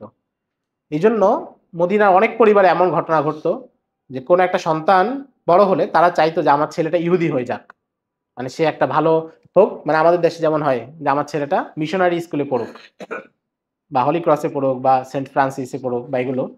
তো আনসার, আউস এবং খাজরাজের লোকজন করতো কি, তাদের সন্তানদেরকে ইহুদিদের গোত্রে পাঠিয়ে দিত এবং সে ইহুদিদের কাছে পড়াশোনা করতো, এক পর্যায়ে ইহুদিও হয়ে যেত এবং এটাকে সমাজের চোখে দোষের দেখা হতো না। দেখা হতো না কেন? কারণ আনসার ইহুদিরা হচ্ছে একটা সম্মানিত, এটা স্বাভাবিকভাবে মনে করা হতো। সেই মানুষগুলোর সাথে শত্রুতা তৈরি হবে, নিজের অঞ্চলের সবার সাথে শত্রুতা তৈরি হবে। আরবের সবচেয়ে বড় একটা শক্তি কুরাইশ, কুরাইশের সাথে শত্রুতা তৈরি হবে। সবকিছুর জন্য আনসাররা তৈরি হয়েছিলেন মানসিকভাবে, কিন্তু সবকিছুর পেছনে তাদের আগ্রহের জায়গা কোনটা, যে নবীজি কি তাদের সাথে থাকবেন কিনা, নবীজি যখন জয় লাভ করবেন। অর্থাৎ তারা ইসলাম গ্রহণ করেছেন বেশি দিন হয় নাই, বেশিরভাগই 1-1.5 বছরের সময়। এক দুজন তো বললাম যে এর কিছুক্ষণ আগেই ইসলাম গ্রহণ করেছেন, কিন্তু তখনই তাদের মানসিকতা এটা।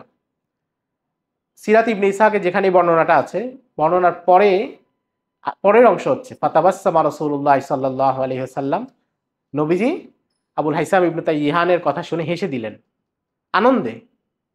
কারণ আমরা যদি এর আগের কয়েক বছরের কথা চিন্তা করি, নবীজি সাল্লাল্লাহু আলাইহি সাল্লাম কি প্রচন্ড প্রতিকূল পরিবেশে অল্প কয়েকজন মানুষ নিয়ে প্রত্যেকে দাঁড়ে দাঁড়িয়ে গিয়েছেন, তাইফে গিয়েছেন, অন্য গোত্রগুলোকে দাওয়াত দিয়েছেন, কেউ তার দাওয়াতকে কবুল করে নাই।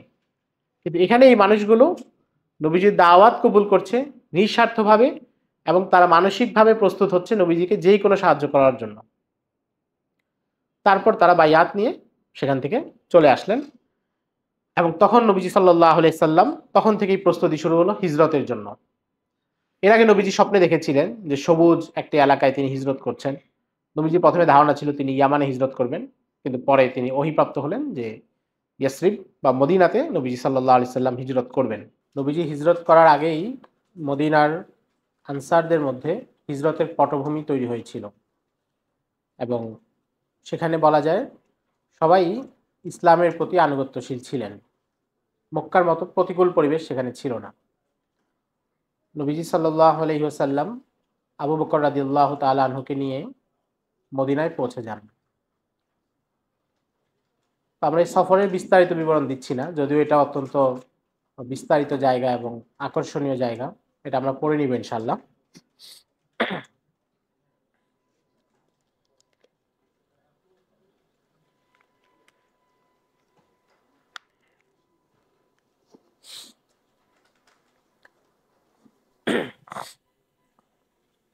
নবীজি মদিনায় পৌঁছে প্রথম কয়েকটা কাজ করেন, এবং এটাকে আমরা বলতে পারি যে কোনো ইসলামী সমাজের ভিত্তিপ্রস্তর স্থাপন, ইসলামী সমাজ, ইসলামী ইমারত, যেটা মক্কায় ছিল না।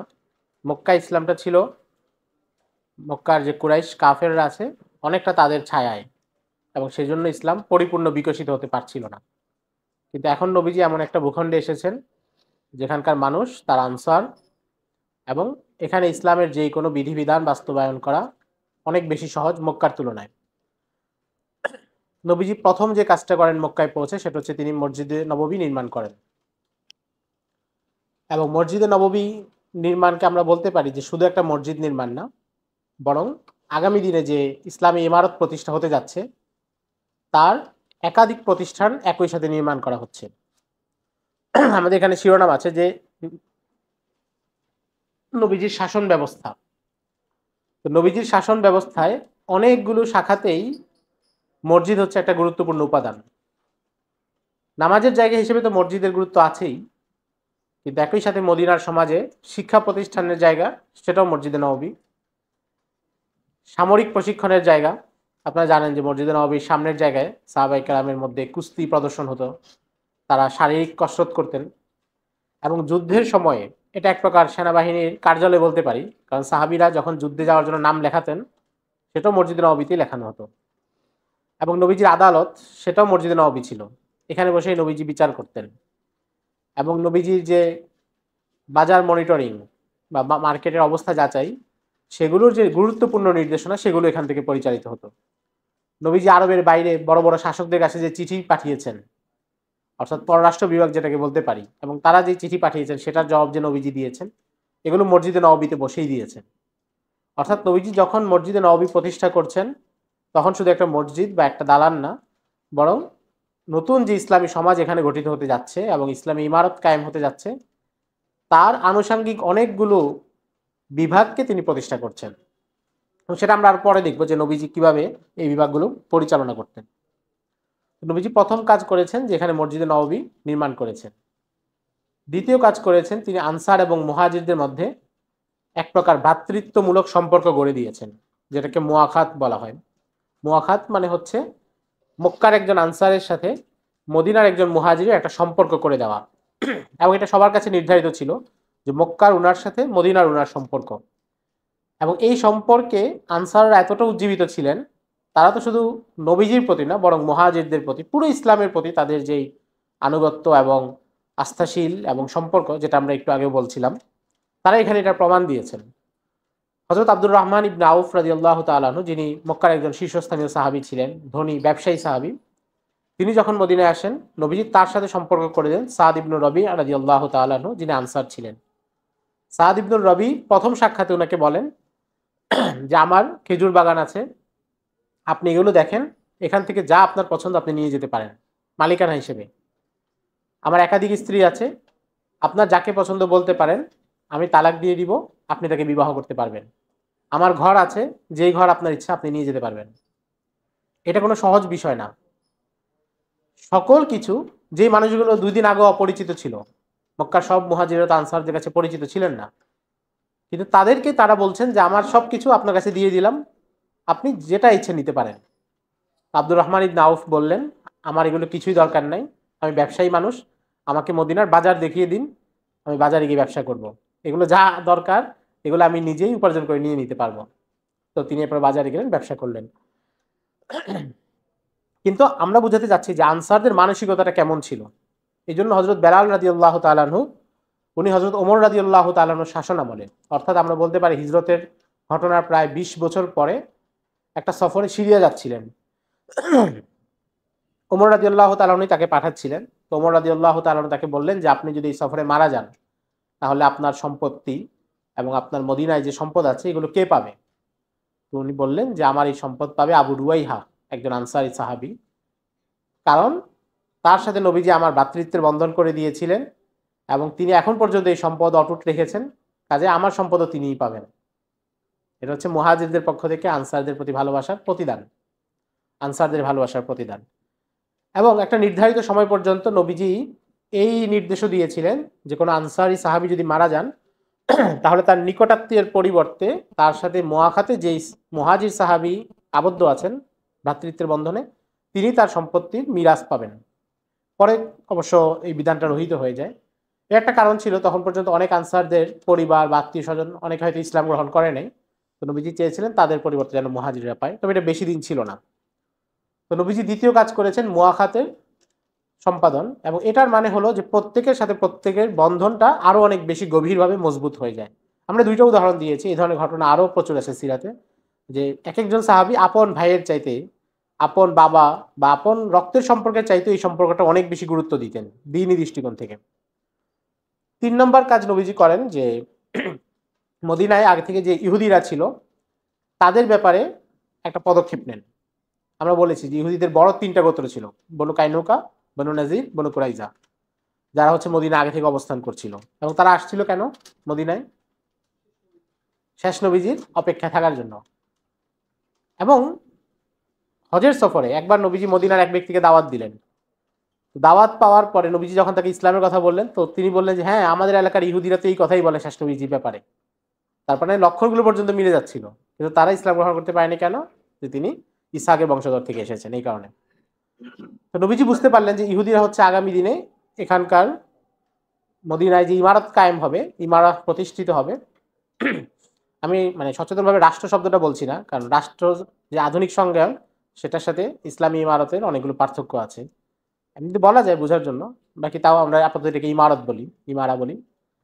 তো ইসলামী যে ইমারা, সেটার সাথে এই ইহুদিদের একটা সংঘাত অনিবার্য, কিংবা তাদের দিক থেকে মুসলমানদের একটা ঝুঁকি থাকবে।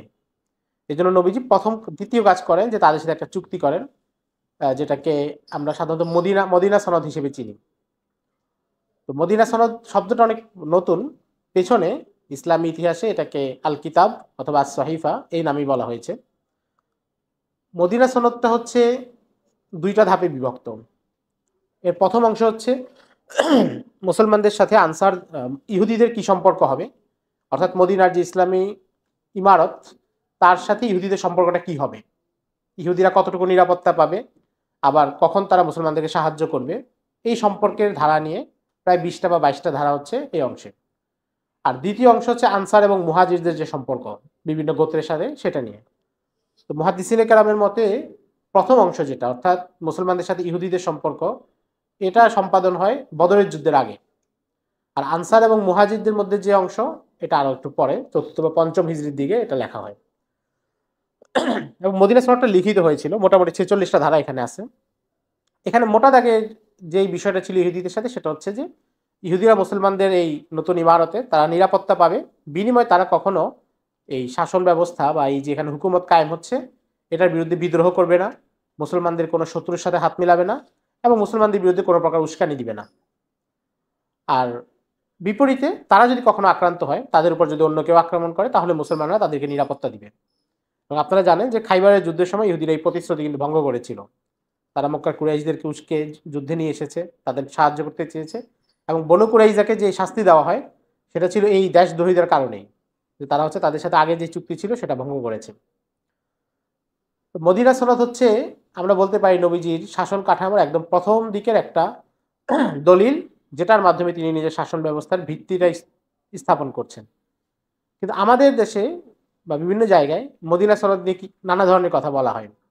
যেমন একটা খুব কমন বক্তব্য আছে, রাষ্ট্র চলবে মদিনা সনদ দিয়ে।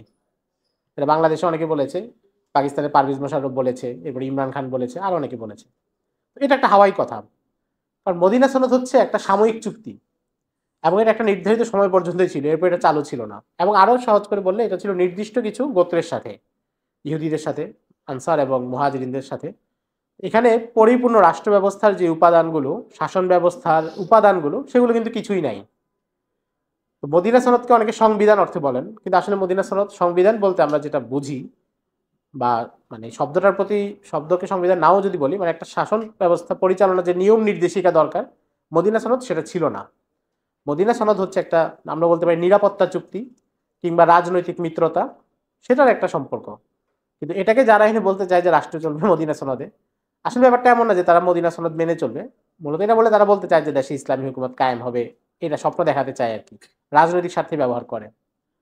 তো এটার একটা প্রান্তিকতা দেখা যায় কি, অনেকে আবার এটা বিরোধিতা করতে গিয়ে মদিনা সনদকে অস্বীকার করেন, যে এটার কোনো ভিত্তি নাই বা এটা প্রমাণিত না। কিন্তু এটার ভিত্তি আছে এবং খুব মজবুতভাবেই প্রমাণিত। ডক্টর আকরাম জিয়া উমারি ইরাকের একজন বড় সিরাত গবেষক ছিলেন, এখনো আছেন, শাহ ফয়সাল অ্যাওয়ার্ড পেয়েছেন। তো উনি দেখিয়েছেন যে মদিনা সনদের অনেকগুলো ধারা, মানে যারা আপত্তি করেন তারা করেন কি, তারা বলেন যে মদিনা সনদের পুরো যে বর্ণনাটা এটা হচ্ছে ইবনে ইসহাকের সূত্রে আসছে, ইবনে ইসহাক যেহেতু দুর্বল একটু, কাজে এটা পরিত্যাজ্য।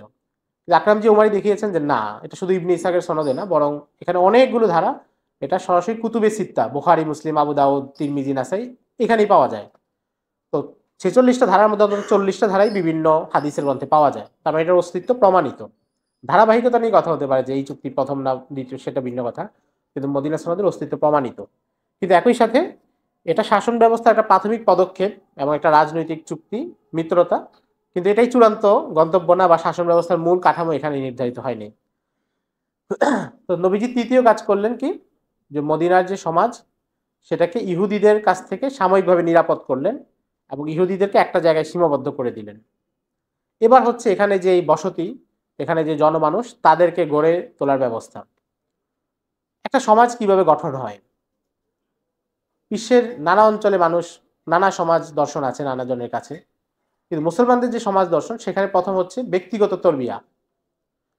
ব্যক্তিগত তরবিয়তের মাধ্যমেই মুসলমানদের সমাজটা গঠন হয়, অর্থাৎ প্রত্যেককে ইসলামী উলুমে শরিয়ার যে জ্ঞান, অন্তত ফরজাইন ইলমের যে স্তর, এটা প্রত্যেককে দিতে হয়। যেন আপনারা দেখবেন যে সাহাবাই কেরামের মধ্যে সবাই একই মাপের ফকিহ ছিলেন না, বা একই মাপের মুস্তাহিদ ছিলেন না, কিন্তু সবাই দিনকে এবং উলুমে শরিয়াকে বুঝতেন, পুরো দিনটা তাদের সামনে স্পষ্ট ছিল।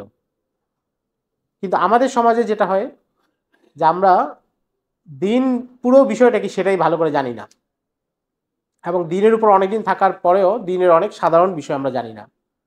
পাক পবিত্রতার মাসাইল হতে পারে, দেখা গেছে আমার কাছে ক্লিয়ার না। মুসাফিরের যে মাসালা, যে আমি ঢাকা থেকে চট্টগ্রাম যাব, ওখানে নামাজটা কিভাবে পড়বো, দেখা যাচ্ছে এই সাধারণ বিষয়টা আমি হয়তো জানি না। কিন্তু এই বিষয়গুলো কিন্তু প্রত্যেকের উপর জানা ফরজ। এটা কেউ বলতে পারবে না যে এটা শুধু ঢাকার আলিমরা জানবেন, আমি যখন লাগবে তখন তাদের কাছে জেনে নিব, ব্যাপারটা এমন না। কিছু বিষয় আছে যেগুলো একটু কঠিন, সেগুলো আলেমদের জন্য, যে যখন কারো দরকার হবে তখন সে জেনে নিবে। কিন্তু প্রাথমিক স্তর সবার জন্য। কারণ কি? কারণ ইসলামে শিক্ষা বা দিন শিক্ষা এটা কোনো অধিকার না। যে কোনো সেকুলার রাষ্ট্রে শিক্ষা হচ্ছে একটা অধিকার, মানুষের মৌলিক অধিকারের মধ্যে পড়ে, 5টা বা 6টা অধিকারের মধ্যে। কিন্তু ইসলামে দিন শিক্ষা হচ্ছে ফরজ। আপনি অধিকার গ্রহণ করবেন কি না করবেন আপনার এখতিয়ারের মধ্যে আছে, ব্যাপারটা এমন না। কারণ আমরা প্রত্যেকে বাধ্য দিন শিক্ষা করার জন্য। নবীজি প্রথমেই সাহাবায়ে কেরামকে দিন শিক্ষার ব্যাপক কার্যক্রম শুরু করলেন। একটা তো আমরা দেখেছি, এর আগে তিনি মুসআব ইবনে উমাইরকে পাঠিয়েছিলেন। এবার যখন মসজিদে নববী প্রতিষ্ঠা হলো, সেখানে নবীজি দর্স শুরু করলেন। কিভাবে দর্স দেওয়া হতো? একটা হচ্ছে নবীজি সাল্লাল্লাহু আলাইহি সাল্লাম নিজেই সাহাবীদেরকে দর্স দিতেন। নবীজি উস্তুনে আবু লুবাবা, মসজিদে নববীর একটা পিলার, সেই পিলারের সামনে নবীজি নফল এবং সুন্নত নামাজ পড়তেন। আমরা যেমন অনেক সময় করে না যে ফরজ নামাজে যাওয়ার আগে নফল বা সুন্নত পিছনে কোনো একটা পিলারের পেছনে পড়ি, এটা নবীজি সাল্লাল্লাহু আলাইহি সাল্লাম থেকে প্রমাণিত। তো নবীজি ওখানে পড়তেন। আবার এমনি কোনো নফল নামাজও ওই পিলারের পেছনে পড়তেন, খুঁটি, তখন তো পিলার না, খুঁটি। তো খুঁটিতে পড়া শেষে তিনি বসে যেতেন। সাহাবায়ে কেরাম তার সামনে এবং পেছনে বসে যেতেন। ওই যে আমাদের মাহবুব ভাই আজকে অনুষ্ঠানের শুরুতে বলছিলেন যে কাছাকাছি বসা যে আদব, ওইটা নবীজির ওই হাদিস থেকে বোঝা যায়। সাহাবায়ে কেরাম যখন বসতেন, অনেকে নবীজির পেছনেও বসতেন। পরে নবীজি বলছেন যে না, সবাই সামনে বসতে হবে, অর্থাৎ আমি সবার চেহারা দেখতে হবে। তো মজলিসের এটা একটা আদব যে যিনি কথা বলছেন তার পেছনে না বসা, সামনে থাকা, কাছাকাছি থাকা। তখন নবীজি তাদের কাছে বিভিন্ন বিষয় নিয়ে আলোচনা করতেন। তখনও নিয়মিত ওহী অবতীর্ণ হচ্ছে। তো নবীজি যদি বিকালে বসেন, সকালে যে ওহীটা অবতীর্ণ হয়েছে সেটা তিনি আলোচনা করছেন। রাতে বসলে বিকালের কথা আলোচনা করছেন। নতুন কোনো বিধান আসছে, মাসআলা মাসাইল আসছে, সেটা আলোচনা করছেন। এবং এই জন্য আপনারা দেখবেন যে প্রচুর হাদিসে সাহাবায়ে কেরাম সময় সহ উল্লেখ করেছেন যে এটা আমরা রাত্রেবেলা শুনেছি, এটা সকালে সকালে শুনেছি, এটা নামাজের পরে শুনেছি। বিভিন্ন সময় নবীজি, অর্থাৎ এটা কোনো টাইম ছিল না যে শুধু ওই সময় দর্শ দিবেন, এমন না, বরং দিনের সবগুলো সময়ই নবীজি তাদের সাথে আলোচনা করতেন। এরপরে নবীজি সাল্লাল্লাহু আলাইহি সাল্লাম যখন ওখান থেকে চলে আসতেন, তখন কিছু সাহাবায়ে কেরাম তারা হচ্ছে নিজেকে ইলমের জন্য ওয়াকফ করে দিয়েছেন। অর্থাৎ আমরা বলতে পারি সাহাবায়ে কেরামের মধ্যে দুইটা শ্রেণী ছিলেন। এক পক্ষ ছিলেন যারা ইলম অর্জন করাকেই জীবনের পুরো মাকসাদ বানিয়েছেন। যেমন বারা ইবনে মালিক আল আনসারী রাদিয়াল্লাহু তাআলা আনহু, উনি একটা হাদিসে বলছেন যে আমরা কৃষিকাজ করতাম, আমরা ছিলাম মদিনার কৃষক, আমরা কৃষিকাজ করতাম, নবীজিকে শুধু নামাজের সময় পেতাম, এর বাইরে মসজিদে নববীতে অবস্থান করা আমাদের পক্ষে সম্ভব ছিল না।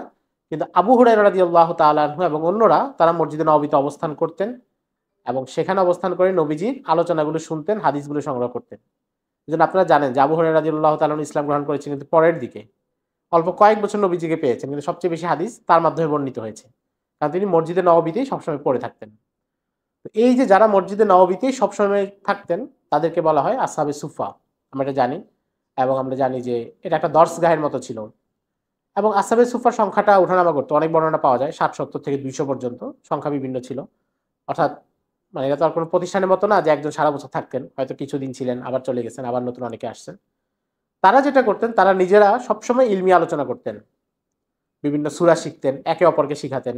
যেমন আবু উবাইদা ইবনে জাররাহ রাদিয়াল্লাহু তাআলা আনহু বলছেন এক জায়গায় যে আমি কোরআনুল কারীম খতম করেছি আলী রাদিয়াল্লাহু তাআলা আনহুর কাছে, অর্থাৎ পুরো কোরআনুল কারীম তিলাওয়াত করে তাকে শুনিয়েছি। এবং এই সাহাবীরা একে অপরের সাথে বিষয় আলোচনা করতেন, একই ব্যক্তি একই সাথে শিক্ষক ছিলেন এবং একই সাথে ছাত্র ছিলেন। অর্থাৎ একেকজন একেকজনের কাছ থেকে একেক বিষয় শিখতেন, মাসলা মাসাইল শেখানো হতো, কোরআনুল কারীমের তিলাওয়াত শেখানো হতো, এবং কোনো আয়াতের প্রেক্ষাপট কি, কোনো আয়াতের অর্থ কি, সেটাও এক সাহাবী আরেক সাহাবীকে জিজ্ঞাসা করতেন।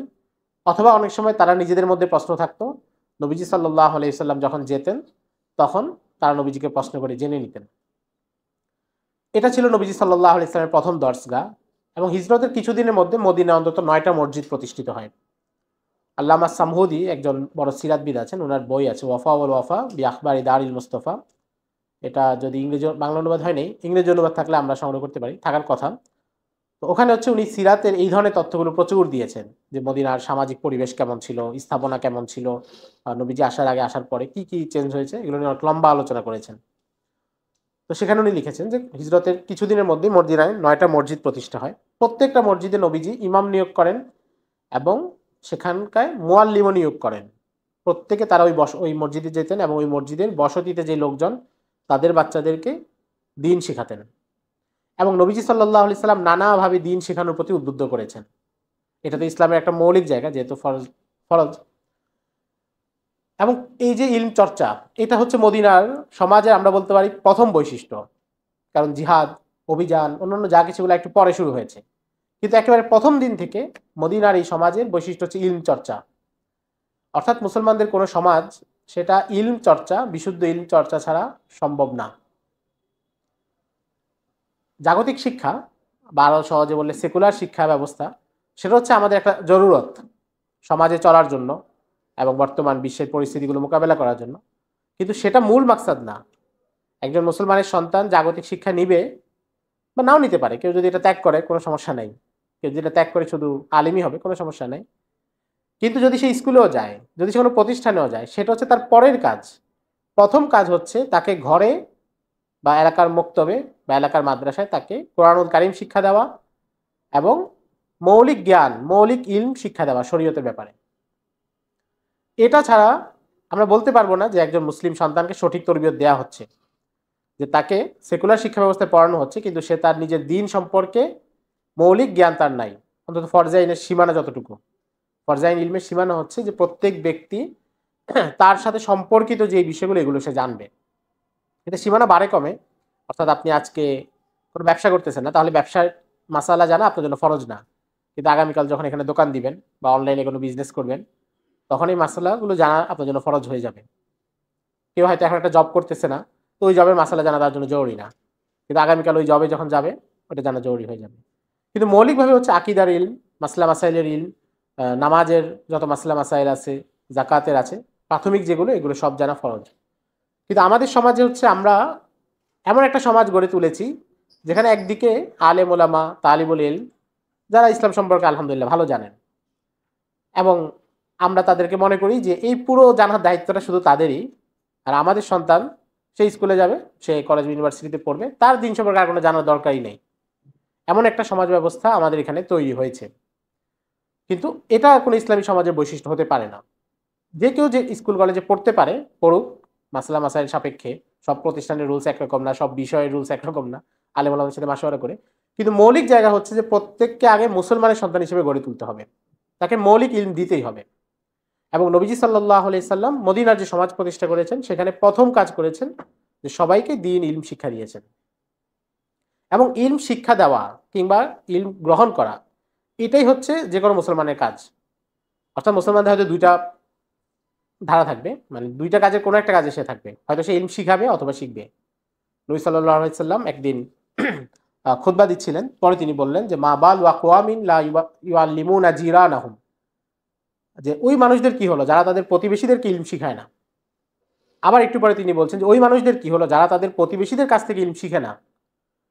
তার মানে হচ্ছে মুসলমানের কাজ হয়তো ইলম শিখবে, আর পরিপূর্ণ ইলম শিখা হয়ে গেলে তিনি তার সমাজে মানুষকে শিখাবেন। আমাদের দুর্ভাগ্য যে আমাদের সমাজে এই শিক্ষার ব্যাপারটা, দিন শিক্ষা, এটা হচ্ছে সবচেয়ে অবহেলিত। এবং দিন শিক্ষার যে একটা ধারাবাহিকতা আছে প্রাথমিক স্তর থেকে, ধীরে ধীরে আমরা এই ধারাবাহিকতা রক্ষা করতে অভ্যস্ত না। ফলে দেখা যায় আমরা প্রথম সিঁড়ি অতিক্রম করার আগেই আরো 10-20 সিঁড়ি পরের কথা দিয়ে আলোচনা করি, যেটার কারণে অনেক বিশৃঙ্খলা হয় এবং দাওয়াতটা যত কার্যকরী হওয়ার কথা ছিল সেটা হয় না। প্রত্যেকটা জিনিসই জরুরি, কিন্তু যেই ব্যক্তি নামাজ পড়ে না, মসজিদেই যায় না, রাসূলের প্রতি ঈমানের স্তর কি, নবীজির ভালোবাসা কি, এটাই তার কাছে ভালোভাবে ক্লিয়ার না, তাকে যদি আপনি গণতন্ত্রের অসারতা বোঝাতে যান, এটার কোনো অর্থ নাই। এবং এটা হচ্ছে আপনার দাওয়াতকে, আপনার প্রচুর শক্তি নষ্ট হবে এবং দাওয়াতটা একটা ব্যর্থ জায়গায় যাবে। বাস্তবতা হচ্ছে আমাদের সমাজে দ্বীনকে ভালোবাসেন এবং দ্বীনকে বোঝেন এমন লোকের সংখ্যা খুবই কম। হয়তো অনেকে ভালোবাসেন, যে কোনো ডাকে তারা আসবেন, কিন্তু দ্বীনটা আসলে তারা বুঝেন না। ওই মানুষদের কাছে দ্বীনটাকে পৌঁছানো হচ্ছে সবার আগে জরুরি। এবং এটার জন্য যেই ধরনের কার্যক্রম করা যায়, বাংলাদেশে অনেক ধরনের কার্যক্রম চলতেছে, তালিম উদ্দিন চলতেছে, দিনিয়াত চলতেছে, তাহাজিব একাডেমি, নানা নামে চলতেছে এবং অনেক শাখা আছে তাদের। এগুলোর সাথে আমাদের সম্পৃক্ত হওয়া উচিত। এটা বললাম কেন? কারণ এটা ছাড়া ইসলামী সমাজ গঠিত হতেই পারে না।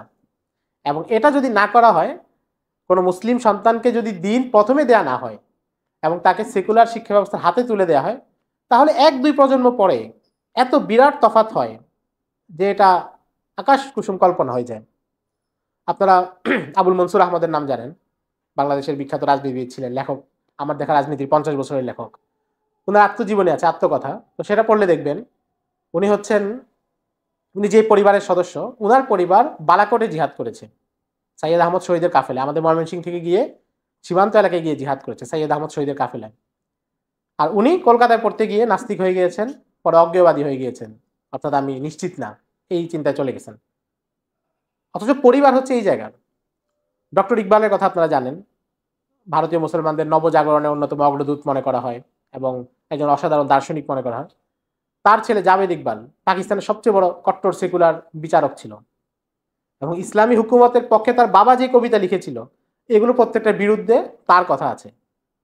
এমন না যে সে বাবাকে খণ্ডন করছে, কিন্তু ওই অবস্থানের বিরুদ্ধে তার অবস্থান আছে। এবং এটা ভারতে বহু জায়গায় হয়েছে, আমাদের উপমহাদেশে, বাংলাদেশে বিভিন্ন জায়গায় হয়েছে। অর্থাৎ 1 প্রজন্ম 2 প্রজন্ম পরে শিক্ষা ব্যবস্থার কারণেই মানুষের মোড় পুরো ঘুরে গিয়েছে। একটা ছোট্ট ঘটনা বলি। সৈয়দ আহমদ শহীদ রহিমাহুল্লাহ উনি যখন জিহাদ করতে যান সীমান্ত এলাকায়, পেশোয়ার যখন অতিক্রম করছিলেন, তো ওখানে সীমান্ত এলাকায় এক পরিবারের সাথে তার দেখা হয়। তিনি সেই পরিবারে ছিলেন কয়েকদিন, তারা ওনাকে সাহায্য করে। তো এক পর্যায়ে উনি নিজের পাগড়ি এবং পতাকা, ওনার যে বাহিনীর পতাকা ছিল, ওই পতাকা এবং পাগড়ি ওই পরিবারকে দান করেন। ওই পরিবার তার হাতে বায়াত হয়ে যায় এবং তার মুরিদ হয়, খলিফা হয়, খেলাফত দেন তাদেরকে।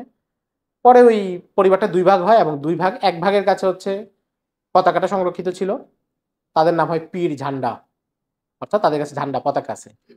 আর আরেকটা ধারার নাম হচ্ছে পীর পাগাড়া, মানে তাদের কাছে ওনার পাগড়ি আছে। এই 2টা সিলসিলা এবং এই 2 পরিবার খুবই বিখ্যাত ছিল।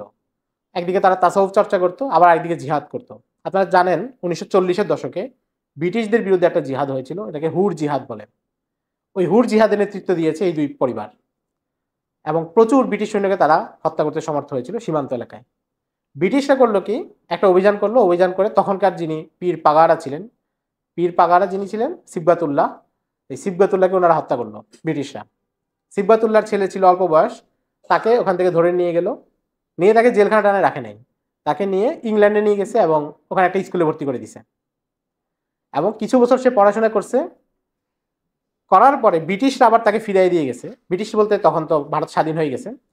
পরে সে আবার দেশে ফিরে আসছে, এসে সে তার বাবার খানদানের পীর হয়ে গেছে।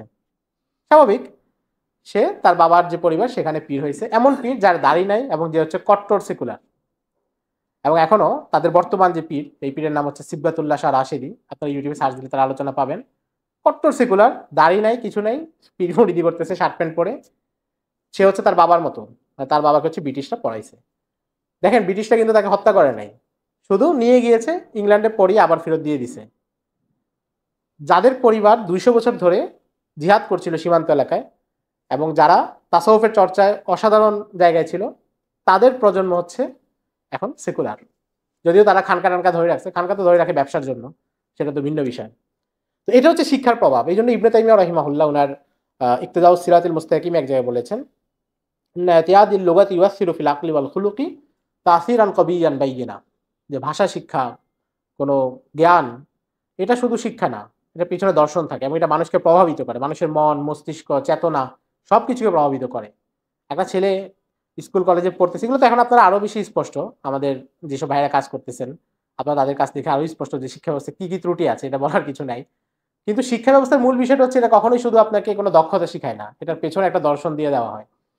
আমাদের যে শিক্ষা ব্যবস্থা আছে, এখানে কেউ চাইলে নিজের ইসলাম নিয়ে, দিন নিয়ে গর্ব প্রকাশ করবে এমন কোনো উপাদান এখানে নাই।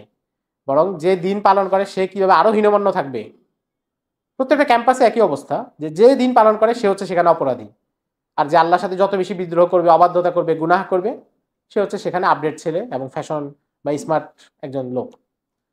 তো প্রথম কাজ আমাদের যে দিনের যে গায়রত, দিনের যে অনুভূতি, দিন পালন করলে একটা ইজ্জাহ অনুভূতি থাকে, সম্মানের অনুভূতি থাকে, এই অনুভূতিটা আমাদের প্রতিষ্ঠানগুলো কিন্তু নষ্ট করে দেয়, ভেঙে দেয়। একজন মানুষ আরেকজনকে দাওয়াত দিবে কি নামাজের, সে তো নিজের নামাজ পড়া নিয়েই লজ্জিত থাকতে হয় ক্যাম্পাসে। অবস্থাটা তো এমন। এবং আমাদের দেশে দেখবেন যে যত লক্ষণ আছে উগ্রবাদীর লক্ষণ বা এগুলো যা যা লক্ষণ লেখা হয়, এখানে 4-5টা লক্ষণ তো হচ্ছে ভালো মুসলমানের লক্ষণ। এবং আমরা তো হচ্ছে যারা মানে মাদ্রাসায় পড়ি বা আমাদেরকে মানুষ হুজুর হিসেবে চিনে, আমাদের ক্ষেত্রে ইস্যুটা অন্যরকম। মানে আমরা নামাজ টামাজ যা পড়ি সারাদিন এগুলো নিয়ে কেউ মাথা ঘামাবে না। আমরা এক বাসায় থাকতাম, তো সেই বাসায় আরেক ভাই থাকে, উনি হচ্ছে ঢাকা বিশ্ববিদ্যালয়ে, উনি 5 ওয়াক্ত নামাজ মসজিদে গিয়ে জামাতে পড়ে, এটা নিয়ে বাড়িওয়ালা পেরেশান যে সে কিসের সাথে সম্পৃক্ত। অথচ আমাদেরকে নিয়ে পেরেশান না, কারণ ওনাদের মনে হচ্ছে যে নামাজ টামাজ তো হুজুররা পড়বে, কিন্তু একটা মেধাবী ছেলে, একটা তরুণ ছেলে, সে কেন মসজিদে যায় নামাজ পড়বে। এবং তাকে পরে ওই বাসা ছাড়তে হয়েছে। আমি বলছে যে আমি থানায় রিপোর্ট করবো, তুমি তোমাকে সন্দেহজনক হচ্ছে। এই যে তার মানসিকতা, এটা কারা করে দিছে? আমাদের এই সমাজ এবং শিক্ষা ব্যবস্থা, আমাদের মিডিয়া সবাই মিলে একসাথে করে দিছে। যাই হোক, তো নবীজি সাল্লাল্লাহু আলাইহি সাল্লাম যেটা করলেন যে প্রথমে উনি মুসলমানদেরকে জ্ঞান ইলম অর্জন করার দিকে উৎসাহিত করলেন। এবং এখানে শুধু পুরুষ না, মহিলাদেরকেও তিনি উৎসাহ দিয়েছেন। মহিলারা এসে নবীজিকে বলছে, গলাবানা আলাইকার রিজাল, পুরুষরা আমাদের চেয়ে আপনাকে বেশি, অনেক বেশি পায়। ফাজআল লানা ইয়াওমান মিন ইনদিক, আপনি আমাদের জন্য একটা দিন নির্ধারণ করেন। মহিলারা বলতেছেন, মহিলাদের দিন শিক্ষাও অনেক বেশি গুরুত্বপূর্ণ, বরং আরো বেশি গুরুত্বপূর্ণ, যেহেতু তাদের হাতে পরবর্তী প্রজন্ম তরবিয়ত পাবে। মা যদি ইমাম মালিক ইবনে আনাসের মায়ের মতো না হয়, তাহলে ইমাম মালিক ইবনে আনাস পাওয়া যায় না। ইমাম মালিক ইবনে আনাসের জীবনীতে আছে, উনি বলেন যে আমার আম্মা ছোটবেলায় আমাকে পাগড়ি বেঁধে দিয়েছেন খুব অল্প বয়সে, এবং দিয়ে বলছেন যে তুমি রবিয়াতুর রায়, বিখ্যাত তাবেঈ, তার দর্শে গিয়ে বসো এবং ইলম অর্জন করো এবং খ্যাতির পিছনে পড়ো না। এটা তার আম্মা তাকে পাঠাচ্ছেন। তো মা যদি কাউকে ইলমের স্বপ্ন না দেখায়, ইসলামী ইতিহাস, ঐতিহ্য, সিরাতের গল্প যদি কেউ মায়ের কাছে না শুনে, পরে শোনার সম্ভাবনা কমে যায় এবং তার তরবিয়তটাও ব্যবহার হয় না। এই জন্য মহিলাদের শিক্ষা আরো বেশি গুরুত্বপূর্ণ।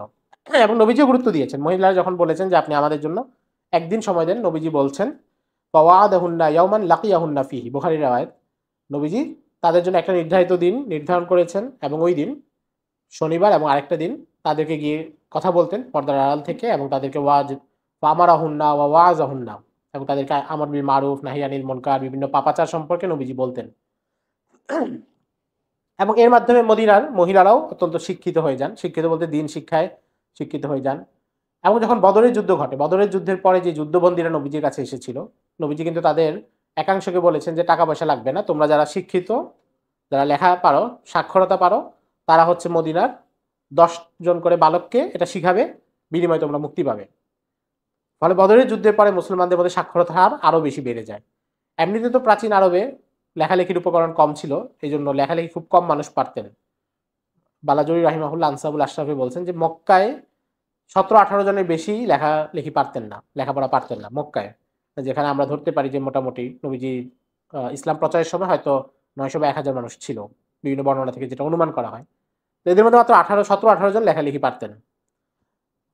কিন্তু বদরের যুদ্ধের পরে নবীজি ব্যাপকভাবে, এরা পর্যন্ত যেটা তারা মুখস্থ করতেন, এখন লেখালেখিও শিখে ফেলেছেন, ব্যাপকভাবে ইলম চর্চাকে উৎসাহিত করেন।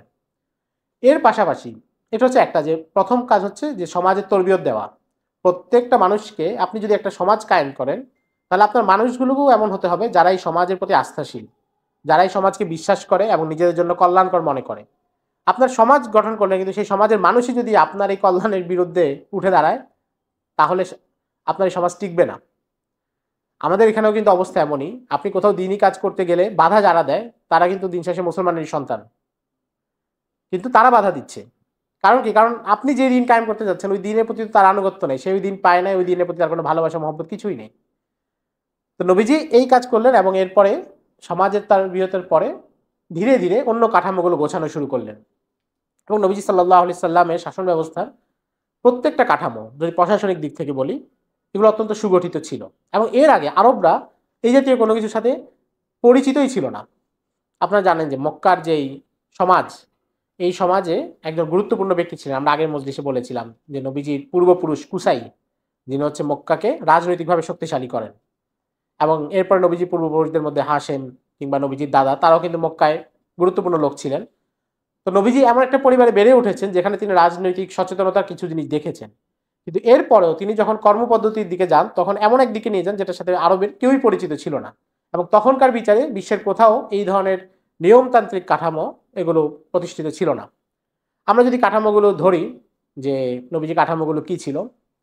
একটা প্রধান কাঠামো ছিল সামরিক বাহিনী, অর্থাৎ যারা নিরাপত্তা ব্যবস্থা নিশ্চিত করবে মদিনার এবং নবীজির। তো নবীজি প্রথম দিকে নবীজির অনেক দেহরক্ষী ছিল, কিছু কয়েকজন সাহাবী নবীজিকে নিরাপত্তা দিতেন। আনাস ইবনে মালিক রাদিয়াল্লাহু তাআলা আনহু ছিলেন, নবীজির সাথে থাকতেন, নবীজিকে নিরাপত্তা দিতেন। পরবর্তীতে একটা সময় আর এটা দরকার হয়নি, নবীজি সাল্লাল্লাহু আলাইহি সাল্লাম পাহারাদারদেরকে সরিয়ে দিয়েছেন। মদিনায় নিয়মতান্ত্রিক কোনো সেনাবাহিনী ছিল না, যে সাহাবা, আর তখনকার সমাজে আসলে নিয়মতান্ত্রিক কোনো সেনাবাহিনী হতো না, কারণ তখন যুদ্ধটা প্রত্যেকের যুদ্ধ। যদি কেউ কুরাইশদের উপর হামলা করে তাহলে এমন কোনো ব্যাপার না যে কুরাইশের নির্ধারিত কিছু লোক সেনাবাহিনী তার আগেই যুদ্ধ করবে, অন্যরা নিরাপদ থাকবে। তখন যুদ্ধ লাগলে সবাই যুদ্ধ করে। তো নবীজি যখন যুদ্ধ ঘোষণা আসতো তখন নবীজি করতেন কি, আপনারা জানেন যে বিভিন্ন বর্ণনায় যেটা দেখা যায়, নবীজি জিহাদের ঘোষণা দিতেন এবং বলতেন যারা যারা যাবে তারা যেন নাম লিখিয়ে দেয়। কখনো এখতিয়ার দেওয়া থাকতো যে কেউ স্বেচ্ছায় যেতে চাইলে যেতে পারবে, থাকতে চাইলে থাকতে পারবে, আবার কখনো সবাইকে যেতে হবে, এই ধরনের বাধ্যবাধকতা থাকতো। যেমন তাবুকের অভিযানে 3 জন সাহাবী যান নাই, পরে ওনাদেরকে বেশ লম্বা সময় ধরে শাস্তি দেওয়া হয়েছে, বেশ কিছু দিনের অবরুদ্ধ করে ফেলা হয়েছিল। তো এই যে সেনাবাহিনী, এটা কিন্তু নবীজি লিখে রাখতেন।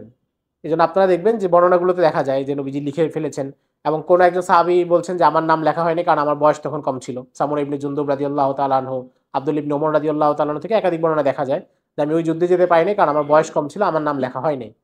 তার মানে এই যে সেনাবাহিনীর যে তালিকা, সৈন্য কারা যাচ্ছে এটা লিখিত থাকতো। এবং এই জন্য প্রাচীন সিরাত গ্রন্থে সিরাত লেখকরা যখন লিখেছেন বিভিন্ন যুদ্ধের তালিকা, তারা অনেকে এই তালিকাগুলো দেখেছিলেন, তাদের সময় পর্যন্ত ওই কপিগুলো ছিল। যেমন একজন সিরাত লেখক আছেন মোহাম্মদ ইবনু সাদ। তো মোহাম্মদ ইবনু সাদ হচ্ছে, তিনি একটা সন্ধান পান, ইবনু সাদ 200 হিজরি পরে ইন্তেকাল ওনার।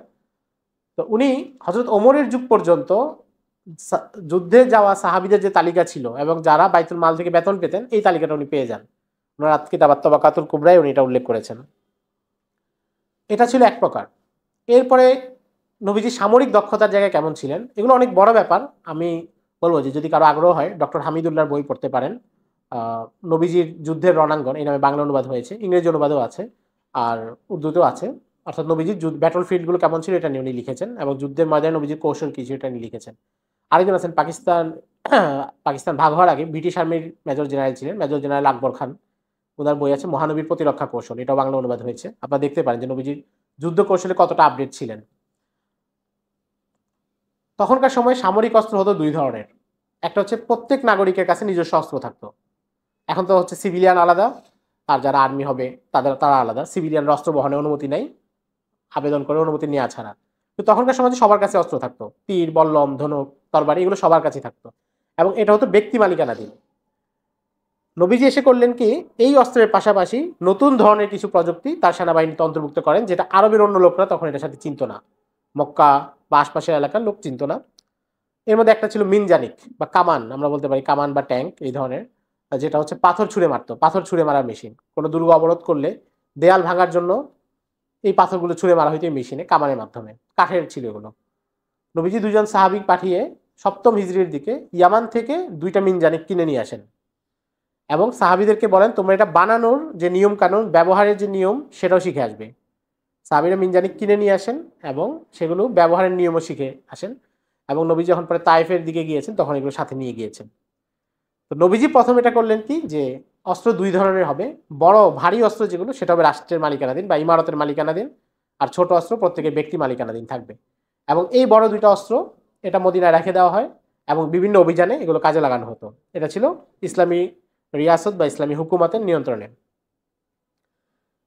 আচ্ছা, মদিনায় তখন বিভিন্ন জায়গা থেকে লোকজন আসতো। বনু নাজরানের কাফেলা এসেছে, আরো বিভিন্ন জায়গা থেকে লোকজন এসেছে, ইসলাম নিয়ে তারা কথাবার্তা বলছে, বা কেউ ইসলাম গ্রহণ করে নাই, সন্ধি করে নিচ্ছে।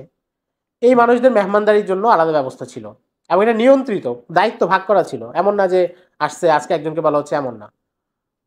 এটাকে যদি কেউ বলে যে প্রটোকল অফিসার বলতে পারে, যে যারা হচ্ছে যেন অতিথিদেরকে রিসিভ করবে, তাকে সব ব্যবস্থাপনা করে দিবে। এই দায়িত্বগুলো ছিল 2-3 জনের উপরে। আব্দুর রহমান ইবনে আউফ রাদিয়াল্লাহু তাআলা আনহু, উনার একটা বড় ঘর ছিল। তো নবীজি প্রায় সময় এই ধরনের কাফেলাকে সেই ঘরে পাঠিয়ে দিতেন, এবং তার দায়িত্ব থাকতো এদের মেহমানদারি করা, এদেরকে মদিনা সম্পর্কে বিভিন্ন তথ্য জানানো, নবীজির সাথে সাক্ষাতের আগে তাদেরকে বুঝিয়ে দেওয়া বিষয়গুলো, এটা তিনি করতেন। আরেকজন মহিলা ছিলেন রমলা বিনতে হারিস। রমলা বিনতে হারিস একটা বড় বাড়ি ছিল, এবং তার অনেক খেজুর বাগান ছিল। সেখানেও অনেক সময় বিভিন্ন কাফেলাকে রাখা হতো। সুনানে বাইহাকিতে একটা বর্ণনা পাওয়া যায় যে একবার 400 লোকের একটা কাফেলা আসছে। তো ওই 400 লোককে রমলা বিনতে হারেসের বাড়িতে রাখা হয়েছে এবং তাদেরকে খেজুর খেতে দেওয়া হয়েছে, এবং এটা দায়িত্ব তখন পালন করেছিলেন হযরত ওমর রাদিয়াল্লাহু তাআলা আনহু। অর্থাৎ এই দায়িত্ব নবীজি বন্টন করে দিয়েছিলেন মুগীর ইবনে শুবা, ওমর ইবনুল খাত্তাব, আব্দুর রহমান ইবনে আউফ, তারা তিনজন মিলে এটা দেখাশোনা করতেন কেউ আসলে। নবীজির ওখানে তখন লেখার অনেকগুলো কাজ ছিল। একটা হচ্ছে ওহী লিখতে হতো, কাতিবে ওহী যারা ছিলেন, কোরআনুল কারীম অবতীর্ণ হচ্ছিল সেটা লিখতে হতো।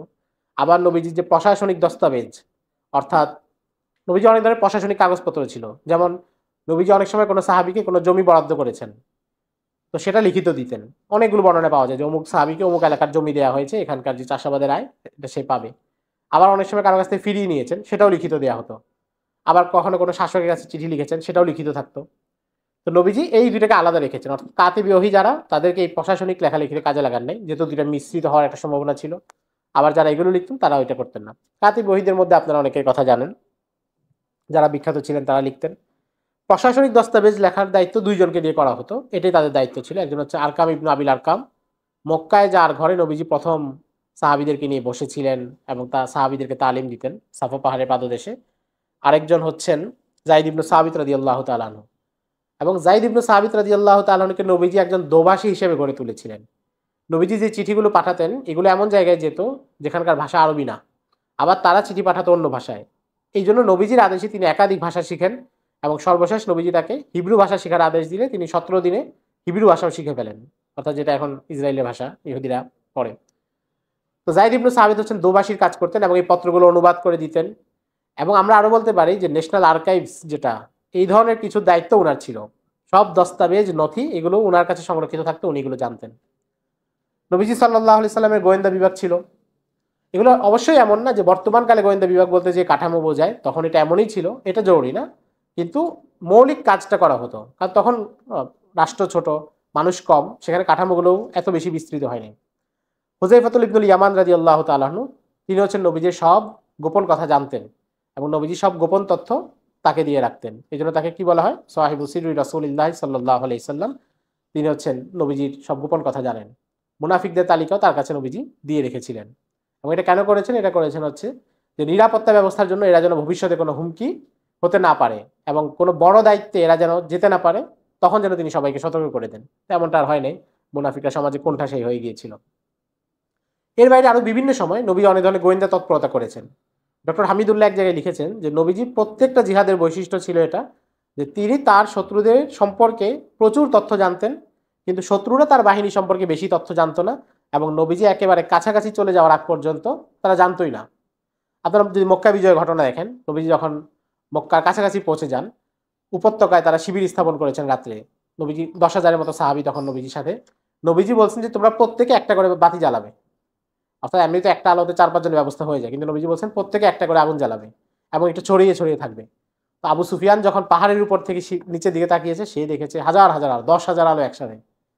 তো সে মনে করছে এটা বিশাল বাহিনী, তাদের কাছে প্রকৃত তথ্য ছিল না। এবং নবীজি এই কাজটা খুব গুরুত্ব দিতেন যে তথ্য গোপন রাখা। অনেক সময় নবীজি সাহাবীদেরকে শেষ মুহূর্তে পরিকল্পনা বলতেন, অনেক সময় সফরের মাঝামাঝি কিছু দূর অতিক্রম হয়ে পরিকল্পনা বলতেন, যেন তথ্য ফাঁস না হয়ে যায়। এবং কাউন্টার ইন্টেলিজেন্স যেটাকে বলে, যে পাল্টা আক্রমণ গোয়েন্দাদের মাধ্যমে তাদের মধ্যে অবিশ্বাস ছড়িয়ে দেওয়া, তাদের মনোবল ভেঙে দেওয়া, এই কাজগুলো নবীজি সাহাবীদের মাধ্যমে করতেন। খন্দকের যুদ্ধে নুআইম ইবনে মাসউদ রাদিয়াল্লাহু তাআলা আনহুকে পাঠানো হয়েছিল।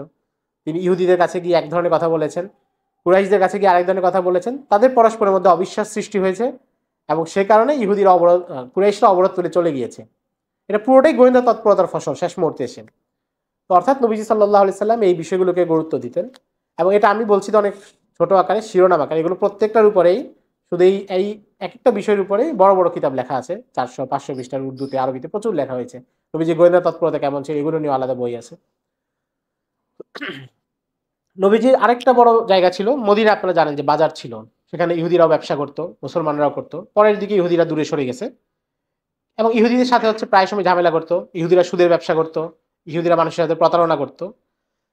এই জন্য নবীজি বাজার মনিটরিং এর দায়িত্ব দেন।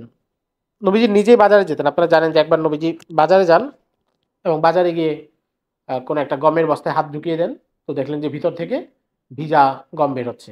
তো পরে জিজ্ঞাসা করলেন যে তুমি এটা কেন রেখেছো? উনি বললেন যে ভিজাটা সামনে উপরে রাখলে মানুষ নিবে না। তো নবীজি তাকে এই ব্যাপারে সতর্ক করলেন। অর্থাৎ পণ্যের গুণগত মান বজায় রাখা এবং ক্রেতা যেন কোনোভাবে না ঠকে, এই ব্যাপারগুলো নিশ্চিত করা হতো। নবীজির পরে এই পুরো দায়িত্বটা নিয়ন্ত্রণ ছিল ওমর ইবনুল খাত্তাব রাদিয়াল্লাহু তাআলার কাছে। তিনি বাজারে ঘুরে ঘুরে এগুলো মনিটরিং করতেন এবং যদি কোথাও কোনো সমস্যা হতো, কারো ব্যাপারে জানাতে হতো, নবীজিকে এসে জানাতেন। নবীজি নিজে ছিলেন প্রধান বিচারক। মদিনায় যেই কোনো ঘটনা ঘটতো সেটার বিচার নবীজি করতেন। কিন্তু একটু সাইড এলাকা, যেটা মসজিদে নববী থেকে একটু দূরে, মসজিদে কুবা বা অন্যান্য এলাকায়, সেগুলোর জন্য কিন্তু নবীজি আলাদা বিচারক নিযুক্ত করেছিলেন। যেমন মুআয ইবনে জাবালকে যখন নবীজি ইয়ামানে পাঠান, তাকে বিচারক করে পাঠিয়েছেন। আত্তাব ইবনে আসিদ রাদিয়াল্লাহু তাআলা আনহু মক্কার গভর্নর ছিলেন মক্কা বিজয়ের পরে। তাকে নবীজি সেখানকার বিচারক হিসেবে নিযুক্ত করেছিলেন এবং তারা সেখানকার বিচারগুলো পরিচালনা করতেন। কিন্তু কখনো যদি কোনো বিষয়ে তারা আটকে যেতেন বা মনে হতো সমাধান বুঝতে পারতেছেন না, তখন তারা নবীজির কাছ থেকে চিঠি মারফতে জেনে নিতেন। আত্তাব ইবনে আসিদের একটা বর্ণনা পাওয়া যায় যে তিনি নবীজিকে চিঠি লিখছেন মক্কা থেকে মদিনায়, যে এই সমস্যা এসেছে, এই বিচার এসেছে, এখানে সমাধান কি হবে, এবং নবীজি তাকে মাশওয়ারা দিয়ে এটা সমাধান করছেন। অর্থাৎ প্রত্যেকটা বিষয় গোছানো ছিল। এমন কিছু না যে কোনো একটা কার্যক্রম আসতেছে তাহলে এটা কে করবে, এটা নিয়ে কোনো দ্বিধা সংশয়, এমন কিছু না। এবং বাইতুল মালের যে ধারণা, এর আগ পর্যন্ত বাইতুল মালে কোনো ধারণা আরবি ছিল না, অর্থাৎ রাষ্ট্রীয় কোষাগার। এর আগ পর্যন্ত সম্পদ সবার নিজস্ব।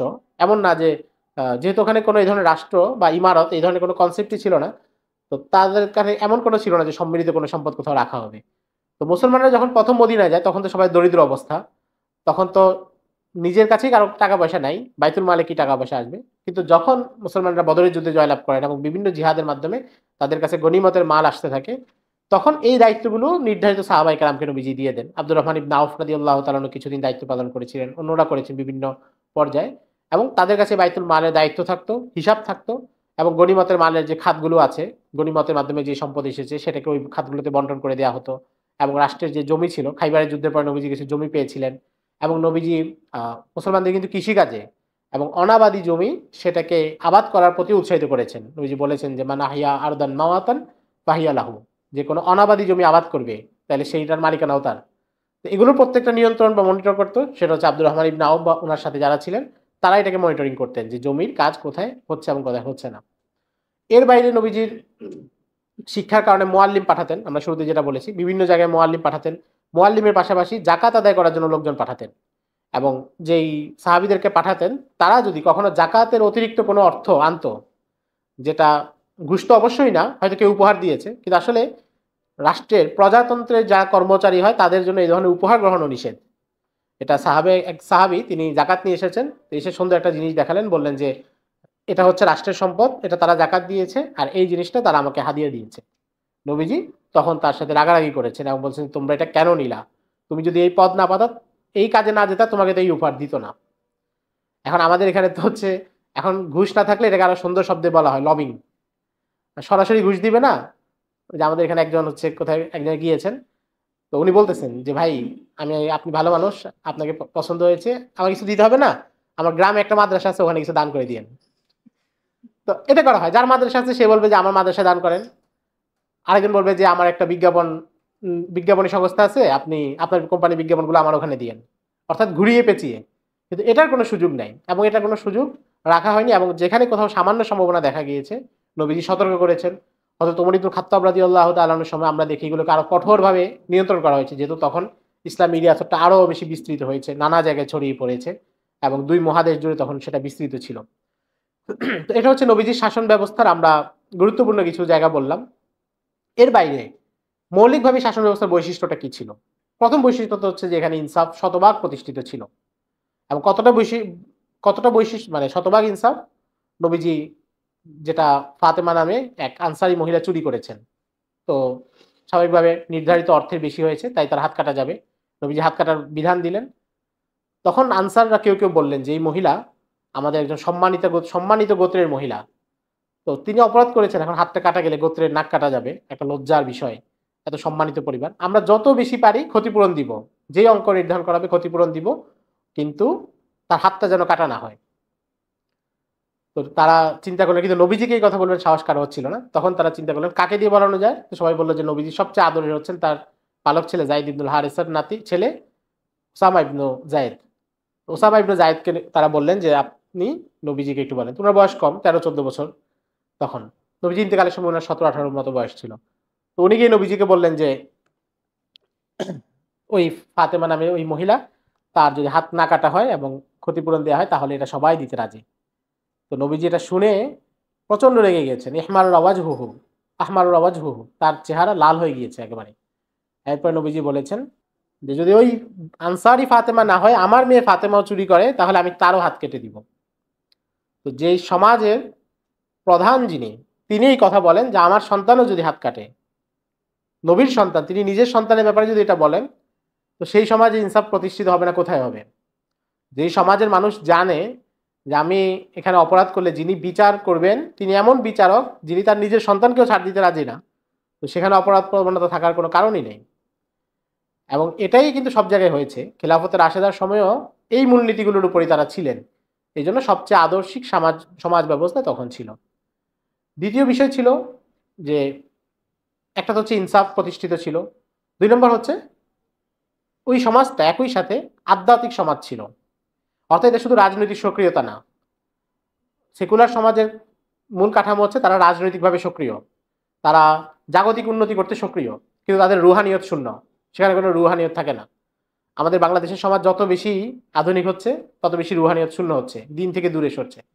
কিন্তু মদিনার সমাজ, এবং শুধু মদিনা না, ইসলামিক খেলাফতের কাঠামোটাই এমন, মানুষ যখন এটার ভিতরে থাকবে তখন সে একই সাথে রুহানি বা আধ্যাত্মিকভাবে শক্তিশালী হবে, দিন পালনের জায়গায় অনেক বেশি মজবুত হবে, পাশাপাশি রাজনৈতিক সক্রিয়তা থাকবেই।